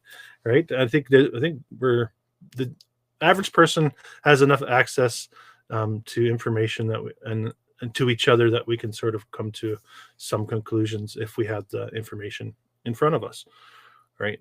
Instead of guessing at all these things, I think it'd be nice if they opened up the floodgates of knowledge. I would love for sure. It's funny. I can't remember, maybe it was my lunch break with somebody like that was talking about the Smithsonian, and they were talking about like the exhibits and like the stuff that they actually show in there. And it's like, it's really pathetic compared to like the actual building. Absolutely. Like, and like the thing is like you put like, they got fake dinosaur statues in there, like, skeletons that are like, all the bones are not even real. And like, but then you have like, I always get that vision of like Raiders of the Lost Ark, and you have this warehouse that has real stuff in it. And it's like, that's the stuff that will never be seen. They're they're nailed into crates, and then they're locked away. And like, what's real is like, it is kind of like the irony that you walk into this building that is a museum, but it's the building is the craziest thing that you see. And then when you go in there, you see this like, I remember I joked, I was going through some old photo albums, and I had my brother there when he was like a teenager, and he was looking at like the Apollo rover or the whatever. And it's like the face he's making when he's looking at it. It's like, I said, somebody just told him that this was a spaceship. It was a disgust. It was a look of disgust. Yeah, it was just kind of like, it was kind of a flat smile and just like looking back, just with his eyes kind of squinty. And I was like, so that's what they would house in this museum. Yeah. It's literally like, again, you have fake dinosaur stuff, and then you have fake space stuff. And then meanwhile, it's like but they're looking past what's actually here is the place that it's in. And you're like, this place with like 30-foot ceilings and columns, and it's almost like cover. It's like they're running cover. They do it in a lot of towns too. They'll have the fort. It's like a wooden fort with the wall around it, and they have the late 1700s figurine. Meanwhile, the whole city is like brick, and there's a dome structure downtown.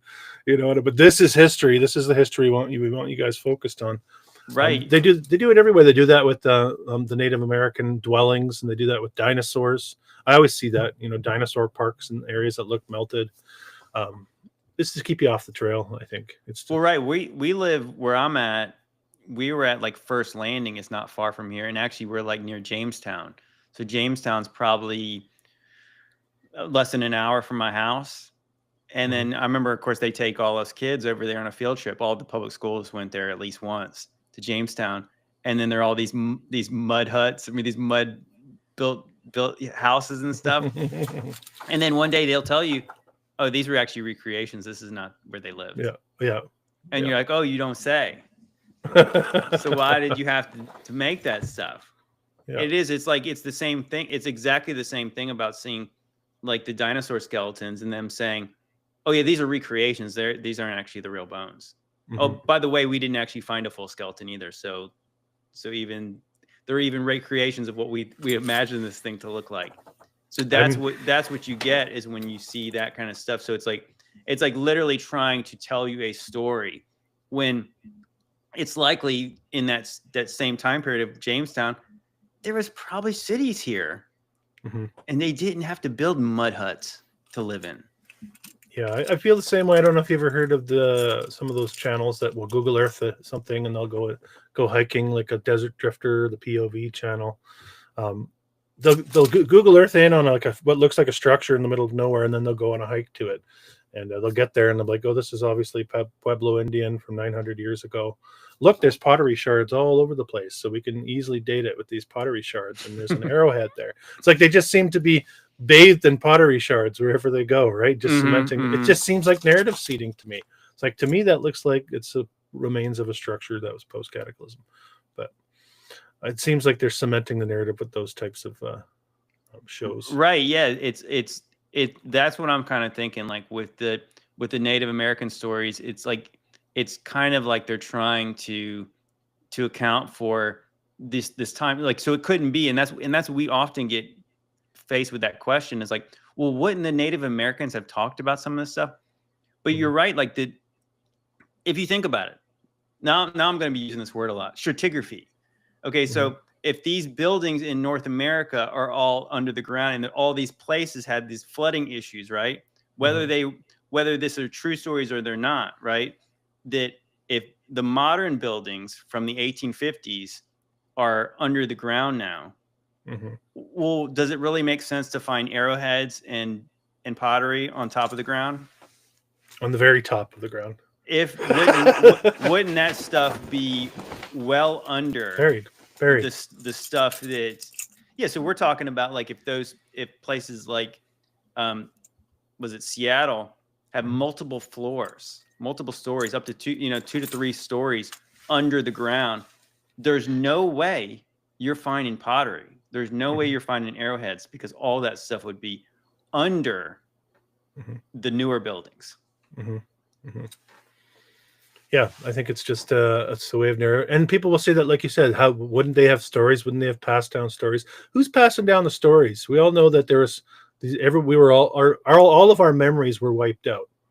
We have no reference point for 1850 or 18. We can guess with a few wild guesses, but so who's to say that the Native Americans' memory is sacred, but everyone else's is not? Like, for some reason, they're going to be able to remember because they had it passed down to them. Like, I just don't buy it. Like, everybody had their minds wiped, I think, and reprogrammed, and you can't hang your head on anything that you think you know at this point. Yeah, my conclusion basically is you had the certain group that was being put into the insane asylums, and then maybe the Native Americans, the Native American Indians, they were pushed onto these reservations, and then you have one generation dies out. Then you just have stories, and then obviously people would say, well, like how long do the stories last? I've heard that with the TP narrative too, that it was actually a temporary hunting structure that they would use when they were hunting, but they've sort of worked that into, that was one of their permanent structures. Like, it's a falsification of the story itself, right? But there's no one to come in and verify, because there's no memory left of the past. It's just like everywhere else, right? And they had the residential schools here, where you had through the church mostly and the state, they're coming in and overtly wiping out the language and the culture. So why would they be working so hard to wipe out a people's language and memory of the past, unless they're trying to hide something, right?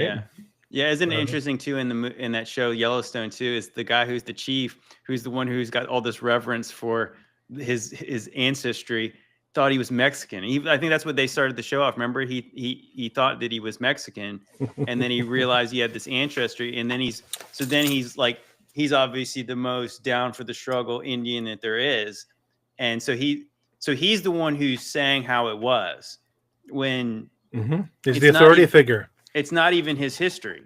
Yeah. But I do believe this is why, like, a lot of this woke racist stuff is introduced, because it's not me trying to belittle somebody's history. It's like me saying, like, I'm trying to belittle my own history, saying my ancestors didn't build that. They couldn't build that. And I'm saying and I'm giving your ancestors more credit, that I don't believe you guys just did like that. I think you guys did more than that.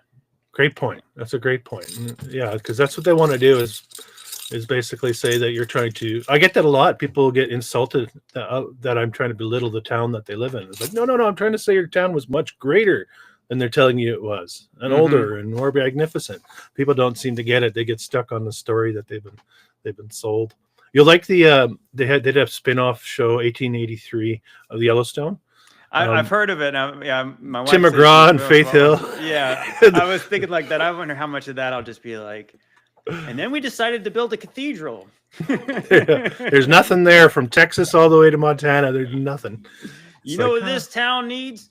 This town needs one of them there domes. And some. Well, we may need some more pointy things on that cathedral. I did that with my wife as we were watching the show. I pulled up my files and I'm saying, see where they are right now? This was the state capitol at that time. See where they are right now? This was one of the cathedrals in that area. You know, just to show what Hollywood shows us and on what they tell us. It just doesn't add up. I'm telling you, that was one of my kind of like really, I almost couldn't even believe what I used to believe when I realized that. So I think what the shootout in the OK Corral was like 1889 or something like that. You know, so like the story of like Wyatt Earp and Doc Holliday and Johnny Ringo and all those guys. And so you're watching Tombstone, and never in a million years would I have pictured that San Francisco is just completely like it is today at the same time. And so, yeah, that's what you're saying. So look what you said, the Yellowstone. What was the show with Faith Hill and Tim? Yeah, they're working from Fort Worth. They're making their way north. Eventually, they're supposed to be going to Oregon, but eventually they go to Montana, which is like but along the way, you know, through the states that they're going through at the time, I'm digging up pictures of, you know, state capitals that were built in the 1860s or cathedrals supposedly built in the 1870s, predating 1883, which is the name of the series at the time. It's called 1883. It is, yeah. And then there's another one called 1923. They're good, but it's Hollywood giving us a false perception of the past. I can't wait till they get to the season where they go to the World Fair.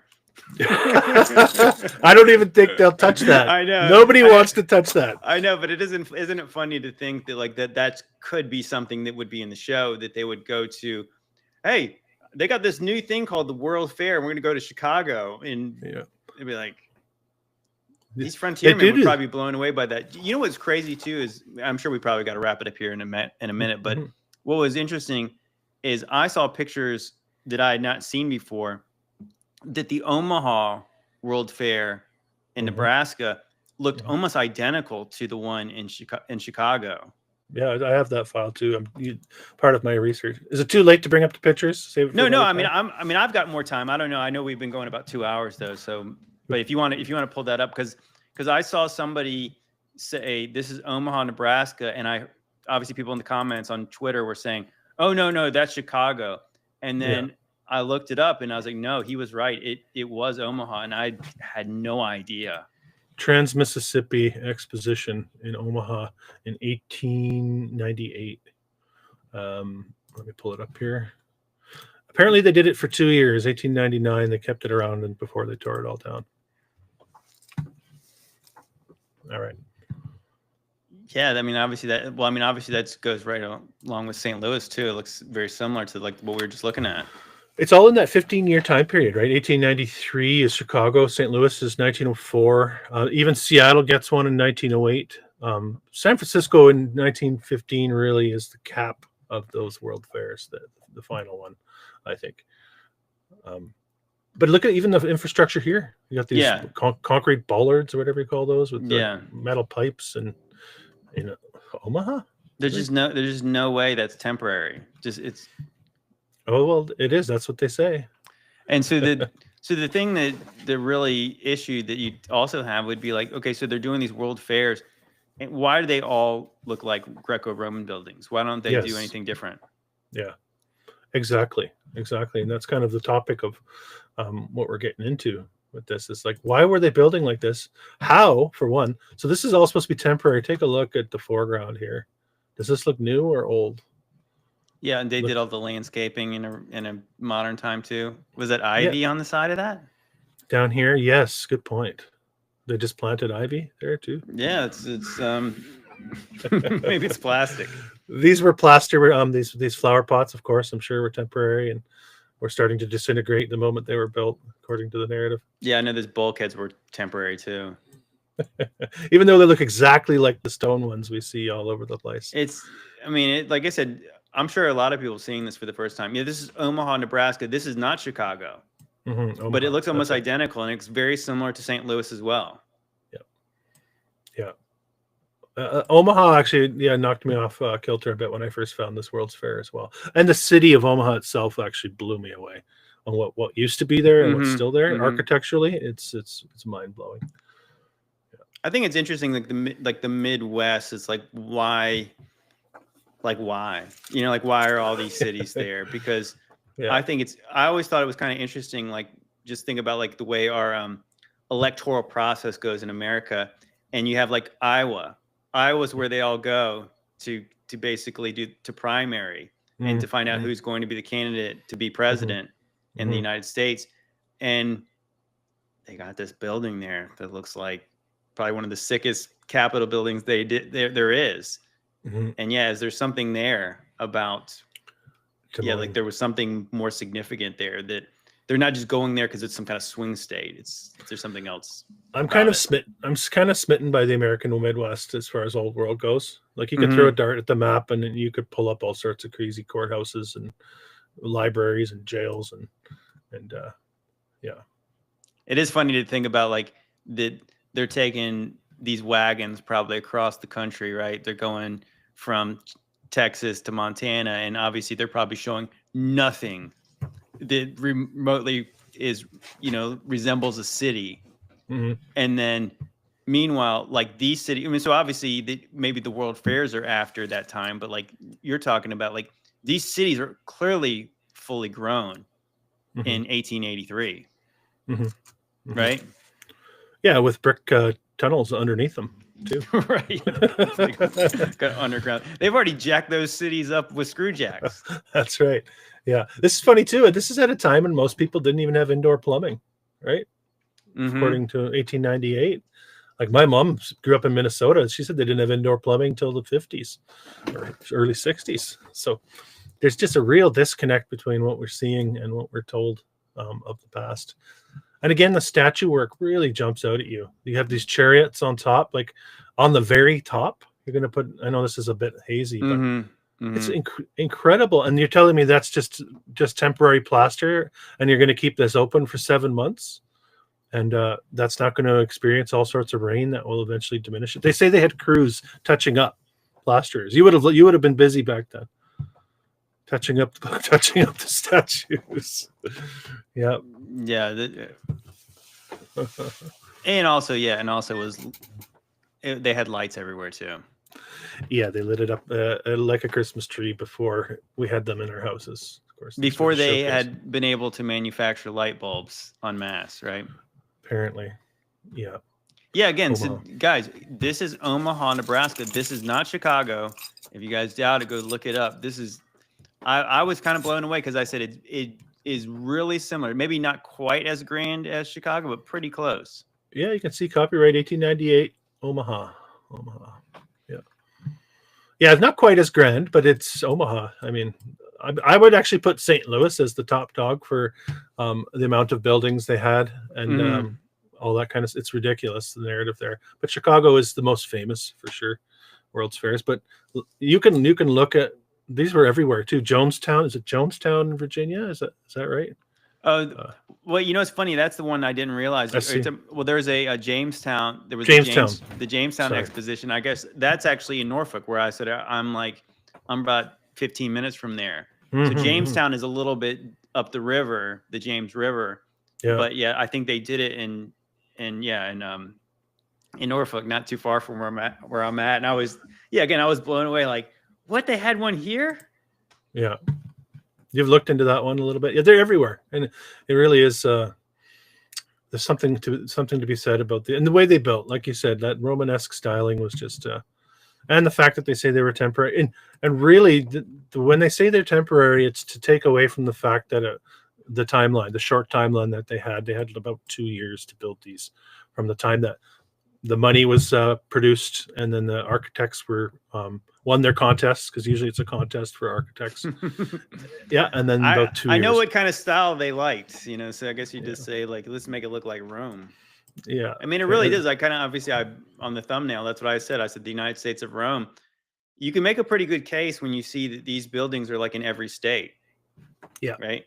Absolutely. And then, in fact, their state capitals are Greco-Roman style buildings as well. But that's just a taste of Omaha. I'll have a World's Fair video coming in the next couple of weeks. That'll. Well, it makes sense. And just before we conclude, I was just thinking about it like that. So what we know about Rome, and I think this is where people maybe it's hard to think into a time where there's literally a empire that dominates the whole world. And so the Romans didn't have all Italians everywhere. Rome was something different. So it was a system. So they would have had their governors and their prefects everywhere. So it kind of makes sense that you had certain areas where the Roman buildings were in these places, but there was people outside of that and they ruled over all of them. And so where the Romans worked and where they ruled, you had the certain kind of structure. And it just so happens when you go to almost every state capitol building in America, they all look the same. They all pretty much have, some kind of version of like the United States Capitol building. Like they look a little bit like that. Most of them anyways. Yeah. Yeah, you're right. You're right. It's interesting how, and very, very extensive and extravagant and over the top. So it's there's a massive missing piece of the puzzle here that we're having a lot of fun investigating, and I know I am. Yeah, that's good. Well, anyways, Chris, you got anything you want to promote? You got anything coming up? Obviously, let people know. Obviously, everybody knows Old World Exploration, but it's so famous. No, you got household No, name. I got a couple books that I've been promoting on my channel as a ways for people to support what I do. That's basically it. You'll know when something's coming because I'll put it on my channel. I do my weekly videos, and every once in a while I'll have a conversation like this. So I definitely enjoy talking about the old world, and I appreciate you having me on today to discuss. This has been fun, actually. Yeah, of course, man. I said I always like talking to you. I said I can just probably look at and talk about these kind of old pictures all the time and just say I don't believe that. This is more fun with the gunner stuff combined now. Like really kind of even looking at it again, it's almost I feel like I'm getting more out of it now. So yeah, it's another big hole. The gunner thing, just another big hole in the narrative. 100%. Well, anyways, brother, I really appreciate you coming on this. Yeah, again, this is fun, and obviously, if you're watching from Chris's channel, hey, I'm JT. You guys probably know, not that I'm famous like Chris is, so you guys follow me on over here. JT's a big dog. Big dog. No, I appreciate it, dude. But yeah, let's guys. Thank you for all the super chats. Thank you guys for hanging out. You guys are amazing. You're probably tired of me because I've done too many streams this week and too many videos, but I appreciate it all the same. God bless you guys. Have a good night. Okay, let me stop that. Yeah, that was good. Yeah, it was fun.